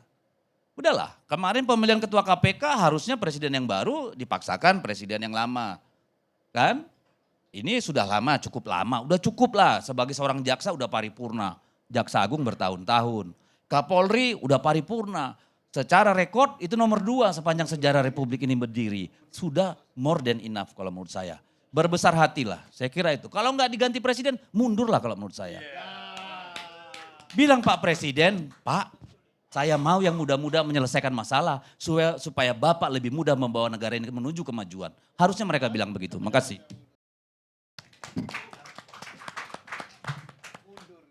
Baik, sekarang secara hukum pidana, saya minta Aristo Pagaribuan. Terima kasih Bang Karni. Tadi senior-senior tadi mulai dengan kebingungan-kebingungan. Nah saya sebagai akademisi, ya mudah-mudahan tugas saya mendekonstruksi kebingungan itu. Mudah-mudahan. Dan gak bikin tambah bingung. Ya, jadi ini saya analisa, yang namanya akademisi analisa, ya bisa salah, tapi ya paling gak ada bener-benernya lah, dikit lah. Jadi begini Pak Karni. Jadi yang pertama sebenarnya persoalan ini polisi dan jaksa ini Pak Karni sudah dengan jitu meramalkan 2 minggu lalu ya. Kita di sini. Itu soal penahanan Roy Suryo. Nah, Pak Karni melihatnya dari lensa, bukan dari lensa ijazah, tapi dari lensa polisi dengan jaksa ini di persimpangan jalan. Begitu ya temanya Pak Karni ya? Ya karena polisi waktu itu tegas sekali menahannya. Taunya dilepas. Dan menangkap. Tapi jaksa setelah itu lepasin. Ya. Dan betul, dan sekarang Pak Karni sudah meramalkan ini kejadian lagi dengan gravitasi yang lebih besar. Ya. Kalau dulu mungkin persimpangan jalan, kalau ini sudah tubrukan. Begitu ya, macan dan singa. Dan persoalannya tubrukan macan dan singa ini nggak sederhana dari dulu. Kita 2 minggu lalu saya sudah menjelaskan tentang sejarah konflik itu yang panjang ya, dari tahun 50-an, bahkan saya menulis tentang itu. Dan konflik-konflik itu terus memanas, dan sekarang meledak nih. Dan konflik ini sangat dalam. Karena bukan konflik soal metode kerja. Metode kerja itu paperwork misalnya. Ya soal P19 itu analisanya kurang, tambah saksi ini, tambah ahli ini. Enggak. Tapi ini konflik institusi, cara kerja institusi, cara hidup institusi, yang ditambah kompleksitas tadi kata Bang Deddy tadi, proxy war, ada ini operator di belakangnya, ada patron-patron politiknya yang menggunakan aparatur penegak hukum ini sebagai operatornya. Dan ini operator yang sangat ampuh. Kenapa? Karena punya kewenangan untuk menangkap, menggeledah, menyita, menetapkan tersangka dengan gampang. Menahan di Indonesia ini gampang. Pak Susno gampang dulu kalau menahan orang. Tinggal ketik aja tanda tangan selesai ya Pak Susno. Gak perlu minta izin. Menangkap orang gampang. KUHP kita yang lama yang sekarang gampang sekali. Memanjakan aparatur, memberikan fleksibilitas. Oleh karena itu betul dikatakan ini macan melawan singa. Bukan lagi cicak dan buaya. Ya, tapi macan melawan singa. Nah, kita lihat nih misalnya pertarungan macan dan singa ini. Ya. Masing-masing mengumpulkan bargaining chip. Ya. Bargaining chip itu artinya chipnya untuk bargain ya dalam konflik ini. Misalnya begini. Kita tahu ya sebenarnya Pak Karni ya, kasus Pak Febri ini kan dimulai ya, titiknya mungkin yang meledak ledakan pertama itu pada waktu pembuntutan Densus 88, sempat polisi menangkap backman-nya, operatornya, yang diduga operatornya Pak Febri itu. Polisi sudah mem-BAP, sudah mentersangkakan, sudah mengetahui informasi, tapi disimpan 2 tahun. Tidak diledakkan. Nah, pada waktu itu kemudian desas-desusnya Jampitsus itu dikuntit karena soal patron juga di perkara-perkara tambang itu. Ya. Nah, kemudian itu disimpan, ketemu momentumnya sekarang. Mungkin ini analisa ketika menyidik MBG, kemudian ketika menetapkan purnawirawan polisi. Lalu ada perkara yang menaruh perhatian publik ya, seperti blackout tadi ya, Krakatau Steel, yang bisa memberikan legitimasi kalau ini diledakkan. Nah, diledakkanlah kemudian konflik ini kemudian diledakkan, lalu setelah meledak ya, tidak terkontrol, kemudian yang namanya konflik tercipta state of equilibrium atau keseimbangan sementara. Ini keseimbangan sementara tadi yang Bang Deddy mengatakan pelukan, itu kan keseimbangan sementara, itu sudah sering terjadi setiap konflik APH tiba-tiba datang. Sinergi, harmoni, senam, apapun lah. Tapi kemudian pecah lagi karena ini state of equilibriumnya ini sementara. Jadi yang di-treat itu gejala-gejalanya bukan root causes-nya. Jadi gejala-gejalanya nih. Jadi semacam memberikan painkiller saja kepada gejala-gejala ini. Nah, baru saya kemudian masuk itu konteks, baru saya masuk ke hukum pidananya Bang Karni. Ke hukum acaranya. Karena kalau tanpa konteks itu nggak ada isinya kita ngomong hukum acara. Nah, baru kita masuk karena ada state of equilibrium itu, ada konsensus antar elit dan elit paling tidak elit penegak hukum, baru dicari hukum acaranya. Mana sih yang cocok nih? Tadi sudah dikatakan misalnya Bang Panjaitan, aneh gitu ya sebagai direktur ini kok dilimpahkan perkaranya lagi di penyidikan bukan soal P21 tadi. Ya pasti aneh karena di sini adalah hukum acaranya dipaksa mengikuti konsensus, bukan konsensusnya yang mengikuti hukum acara. Saya ulang ya, hukum acaranya dipaksa mengikuti konsensus, bukan konsensusnya mengikuti hukum acara. Makanya lagi dicari-cari, makanya sprindiknya bisa berubah-ubah, tersangka dan saksi. Karena gini logikanya, oh betul juga ya kalau kita sprindik langsung tersangka, padahal kita nggak pernah menyidik dulu, belum pernah diperiksa dulu. Jadi saksi dulu deh. Tapi ternyata kalau saksi dulu kan publik nggak paham soal itu. Heboh kan? Loh kok jadi turun, jadi downgrade? Ya sudah deh kalau gitu tersangka dulu deh. Nah, itu kita bisa mengerti karena nggak ada instrumennya. Karena tadi hukum acara ini dipaksa mengikuti konsensus elit ini. Dan ini sering terjadi. Dan sebenarnya Bang Karni kalau mau dicari-cari ini sekaligus bocoran mungkin yang mendengar. Ada di pasal 7 dan selalu ada di pasal KUHAP kita. Itu, jadi KUHAP kita ini kan platformnya tuh otoritarianisme lah. Kalau anggota DPR tahun 79 menyebutnya demokrasi Pancasila. Apa artinya? Pasti selalu ada leeway. Leeway itu fleksibilitas untuk aparatur penegak hukum. Misalnya kita lihat di KUHAP baru kita. Di pasal 7, jadi ada tindakan-tindakan penyidik boleh apa saja. Di bawahnya ada kalimat tindakan-tindakan lain. Boleh itu, ada tindakan-tindakan lain. Jadi setelah menangkap, menahan, betul ya Pak Susno ya.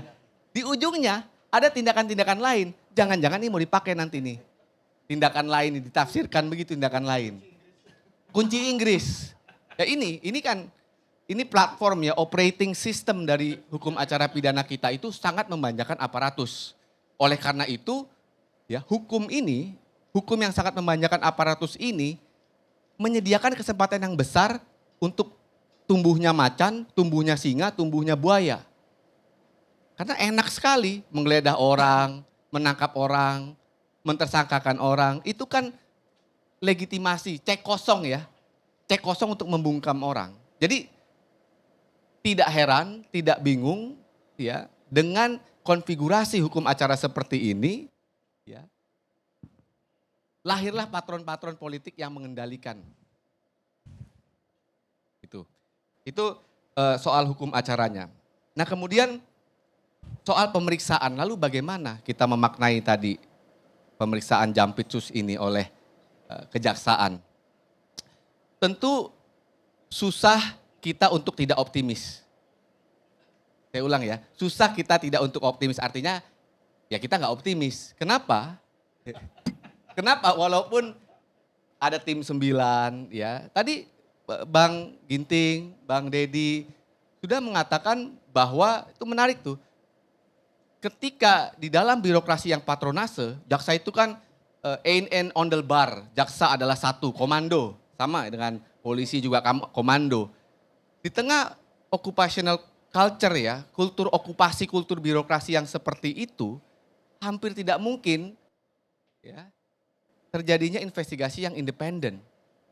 Hampir tidak mungkin, walaupun mungkin penyidik yang ditugasi ini sebel sama Febri misalnya. Tapi hampir tidak mungkin di kultur okupasi jaksa yang komando begitu, eueuh pak eueuh, ya ein onderbar itu terjadi investigasi yang independen. Lagi-lagi inilah salah satu ya, refleksi bagaimana hukum acara itu menyesuaikan konsensus dari elit politik. Kalau kita ngomong ideal, ya mestinya KPK. Tapi betul juga itu, KPK sama aja. KPK ini kan sudah dijinakan lah ya. Sudah dijinakan dengan 2019. Jadi dia tidak berani lagi menjadi aktor di tengah macan dan singa ini. Cica nggak pernah jinak loh. Nggak ada. Gimana Cica nggak pernah jinak? Oh, Cicak nggak pernah jinak ya. Buaya yang bisa dijinakkan. Buaya yang bisa dijinakkan. Nggak ada cicak dijinakkan. Pawangnya cicak. Tapi ya betul.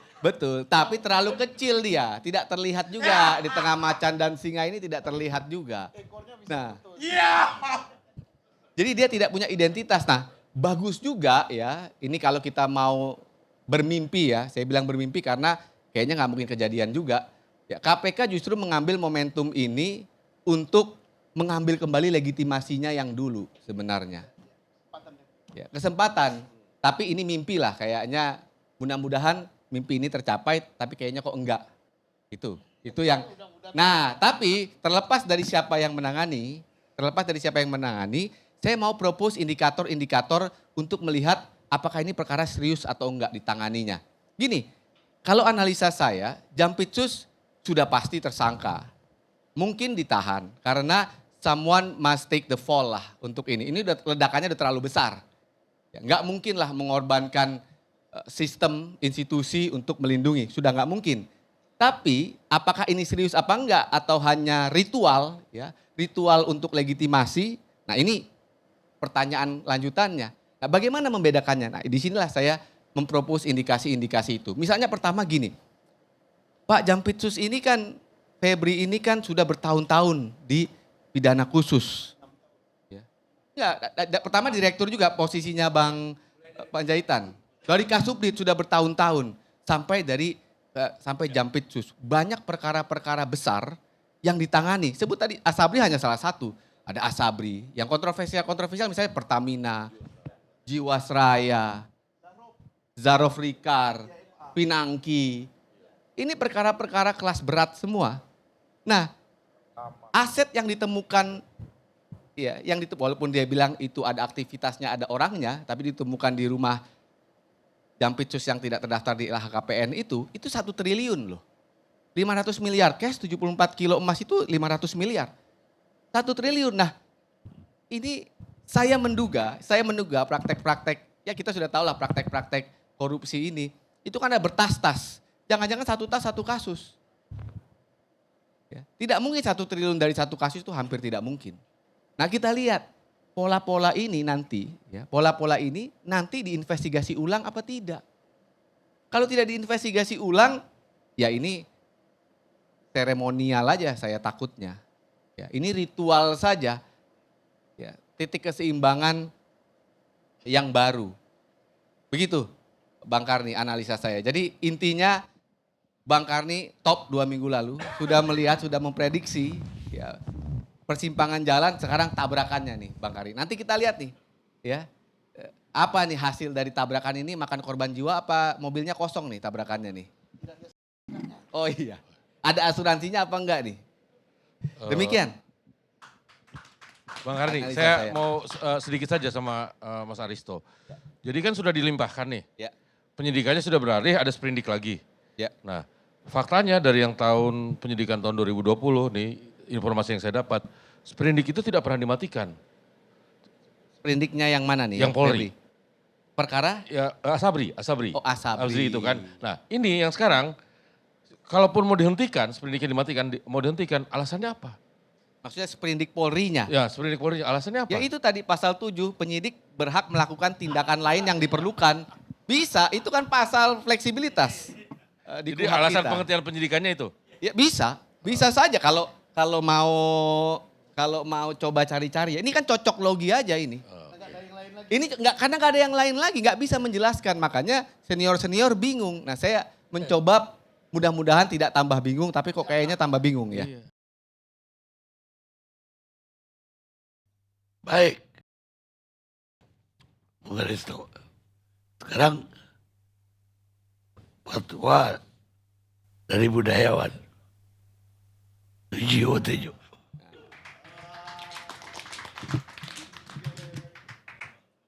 Karena tadi disebut-sebut oleh Bang Sitorus dan Bang Aristo tentang peluk-pelukan, saya jadi ingat di Baratayuda itu orang Palembang lebih kenal wayang daripada orang Jawa. Pak Hatta Rajasa kenal banget, Pak Yusril. Jadi di Baratayuda itu yang ditunggu-tunggu Mas, perang 18 hari itu, yang ditunggu perang hari ke-17, perangnya Arjuna sama Adipati Karna. Dia bukan cuma saudara sebangsa dan setanah air kayak Pak Listio Sigit sama Pak Burhanuddin. Dia sekandung. Tapi yang sana ikut musuh, yang sini Pandawa ikut. Ketika sudah Baratayuda hari ke-17, kusirnya Kresna itu, kusirnya Arjuna, menghentikan keretanya. Arjuna, aku hentikan kereta bukan kakang menyangka kamu takut sama kakundumu. Tapi kamu turunlah menyembahlah itu kakakmu. Turun. Mereka turun pelukan Mas. Sehingga ketika saya baca pelukan itu, yang saya bayangkan habis itu perang Polri sama Kejaksaan. Iya, karena begini pelukan gini, ayo Adi bangun. Kita bikin ibu kita bangga melihat anaknya lelaki sama lelaki. Atau di Star Wars itu Empire Strikes Back. Nah iya, bayangkan kalau Ibu Kunti itu Ibu Pertiwi. Ayo Pak Listio Sigit ke Burhanuddin, ayo bangun Pak Listio. Kita bikin Ibu Pertiwi bangga melihat laki-laki sesama laki-laki. Nah itu tidak terjadi Mas Ginting. Pertanyaan saya, apakah karena sudah lama secara kebudayaan, bukan karena tidak perang. Pribadi sudah menjadi institusi. Sehingga Pak Listio Sigit masih merasa Listio Sigit, bukan tidak merasa Kapolri. Jaksa Agung masih merasa Burhanuddin, bukan Jaksa Agung. Tapi kenapa di dalam sejarah itu ada pemisahan peran sama enggak? Saya menyangka ketika baca SD, gila Kartosuwiryo dibunuh di TI. Ditembak. Tanda tangannya Presiden Soekarno. Saya cek, bukannya dia itu satu kos-kosan dulu. Iya. Di House Cakramido di Surabaya. Cuman aku baca terus, siapa yang penulis yang cantik itu, penulisnya Soekarno kan cantik, siapa? Cindy Adam. Ternyata ada di halaman, Mas Aristo. Saya menangis meneteskan air mata ketika menandatangani hukuman mati. Kenapa ketika Hatta tidur selapik seketiduran dengan istrinya, besok ada pemotongan uang 1.000 dari satu, Rahmi Hatta tidak dikasih tahu. Berarti waktu dia tidur dia sadar bukan Muhammad Hatta dan istrinya nih yang tidur, tapi wakil presiden. Gak dikasih tahu istrinya. Kalau sekarang pasti dikasih tahu duluan, cepat tukarin duitmu besok. Kenapa tahun 600-an mundur lagi, Ratu Sima memotong tangan atau kakinya anaknya sendiri karena mencuri. Dicatat oleh Ising dinasti Icing dari dinasti Tang, dicatat. Dan banyak contoh yang lain. Itu Pak kan. Jadi apa nggak bisa kita begitu gitu. Saya kecil-kecilan melakukan itu Pak. Saya temannya Pramono Anung, saya tahu suka dukanya dia. Tapi begitu dia di gubernuran saya panggil Pak. Apalagi di depan anak buahnya, karena ini yang ketuanya warga Jakarta sama gubernur. Itu maksud saya, ini kenapa jadi begini? Yang kedua, ada nggak yang nggak setuju omongan saya? Dari Pak Pulungan, Mas Aristo, Mas Susno, Mas Panjaitan, Min Sisti. Karena saya percaya kalian hidup di bumi. Bukan hidup kayak Rocky Gerung, hidupnya di atas kertas. Ini kalian hidup di bumi. Ada nggak bengkel mobil yang nggak kena oli? Kupak istilah orang Jawa. Ada nggak tukang jahit yang nggak pernah tertusuk jarum? Ada nggak saya melukis yang nggak pernah sarung saya pasti ada cet-cetnya? Ada nggak? Malah ada penyair yang bilang tanpa tangan-tangan kita kotor, tidak mungkin dapat kita ciptakan itu Firdaus.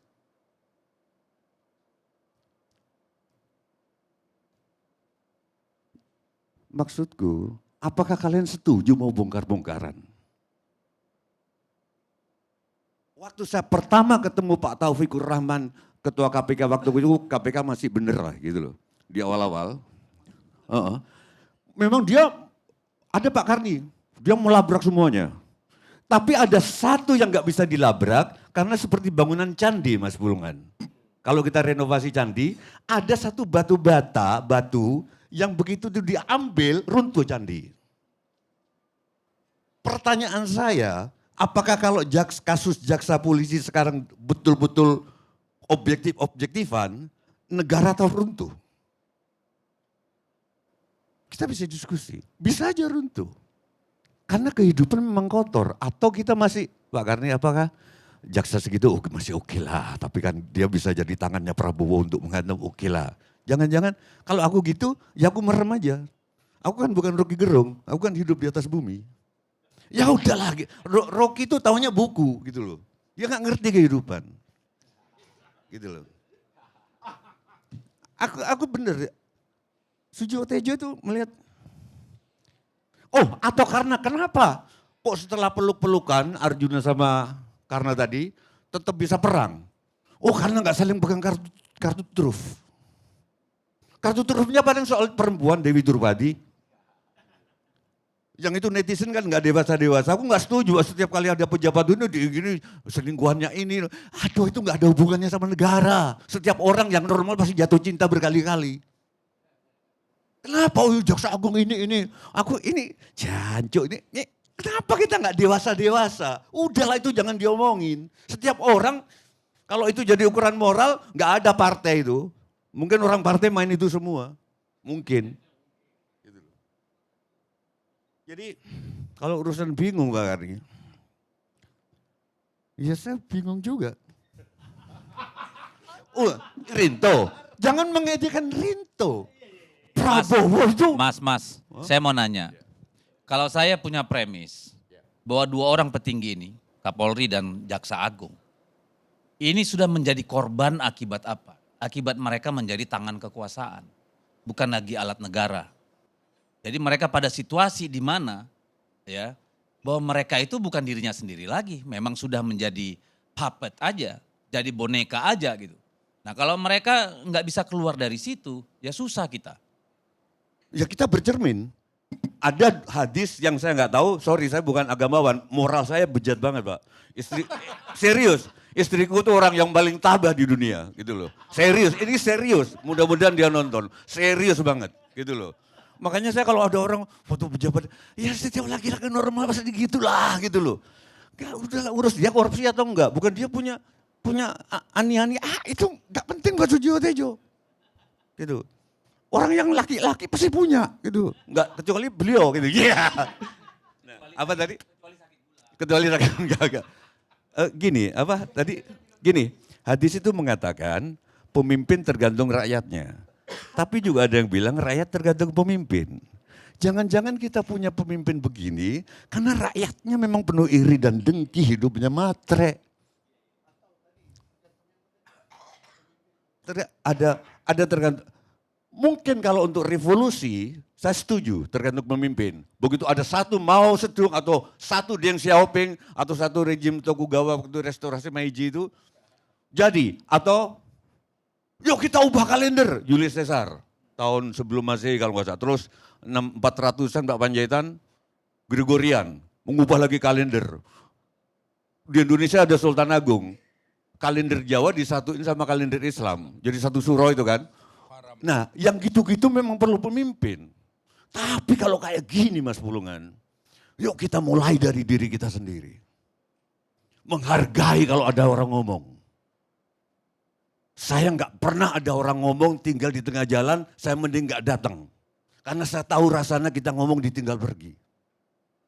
Saya nggak pernah di bioskop buka HP, karena kalau buka HP, belakang itu silau. Saya nggak sholat, tapi saya punya perilaku yang orang sholat.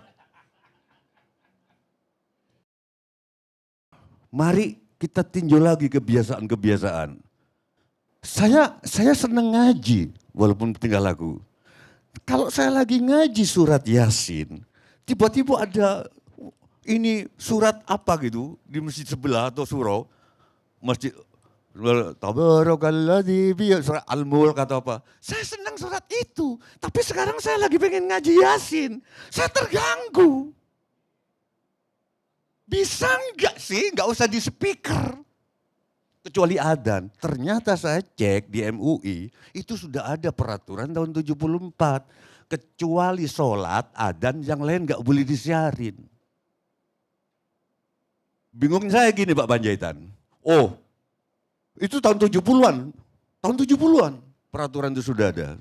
Saya cek kemarin ke MUI, ternyata sudah ada tahun 74 kalau nggak salah. Bareng sama undang-undang perkawinan. Oh mungkin karena kepala daerah takut negur karena mereka takut nggak dipilih. Batal karena waktu Soeharto nggak ada pilihan. Sekarang memang kepala daerah paling takut ngomongin soal agama, takut nggak dipilih. Padahal yang benar tempat ibadah itu kan hening. Nah sama dengan kebingungan saya soal ini, saya bingung soal itu, bingung soal kejaksaan sama polisi. Maka caranya, ayo kita mulai dari diri kita Pak Panjaitan. Kita mulai dari gimana kita nggak matre. Saya tuh hidup saya cukup satu rokok aja Pak sehari, serius. Ini aja dibeliin istri saya, dan nggak tahu dari mana duitnya. Saya nggak nanti akan getarannya itu sampai ke kenapa reformasi gagal? Banyak orang penumpang gelap, tahe. Kalau menurutku reformasi 98 gagal karena niatnya sudah jelek, yaitu balas dendam ke Soeharto. Energi balas dendam itu jelek karmanya. Kalau kita mau reformasi tujuannya untuk perbaikan, bukan karena dendam sama Jokowi, dendam sama Prabowo. Enggak.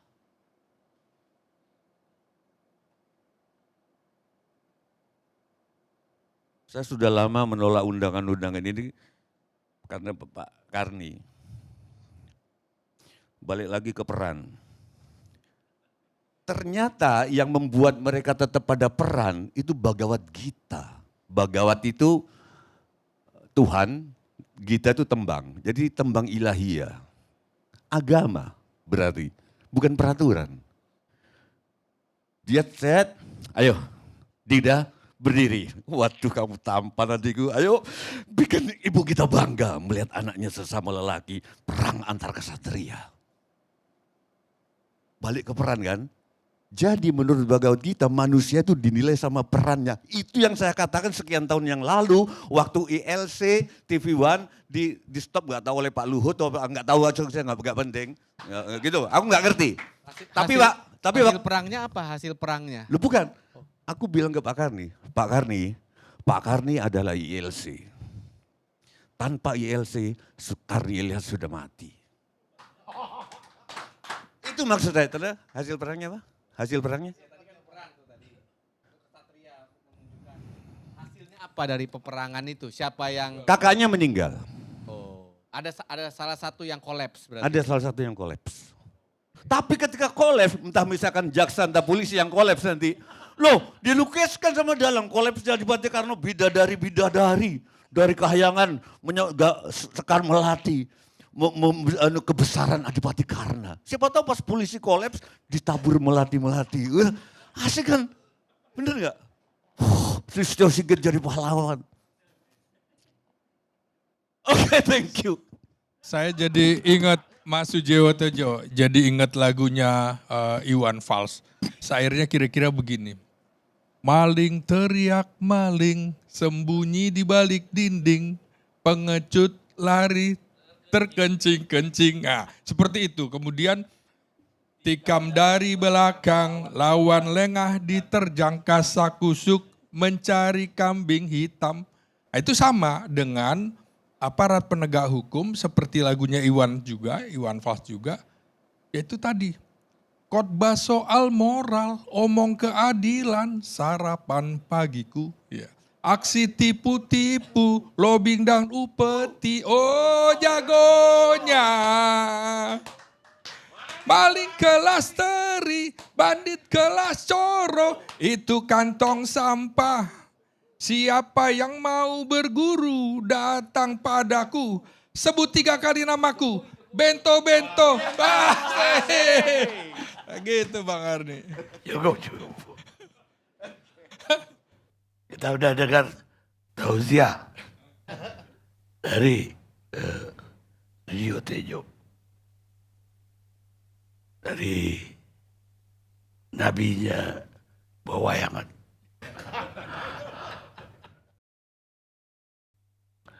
Pemirsa, kami udah diskusikan. Anda yang menyimpulkan. Ada kantong-kantong kekayaan di negeri ini.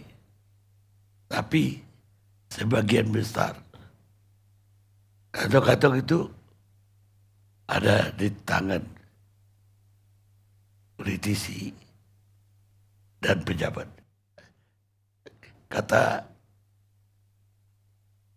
Jarrod Keynes, politisi Amerika. Kita ketemu Alzi kedatang.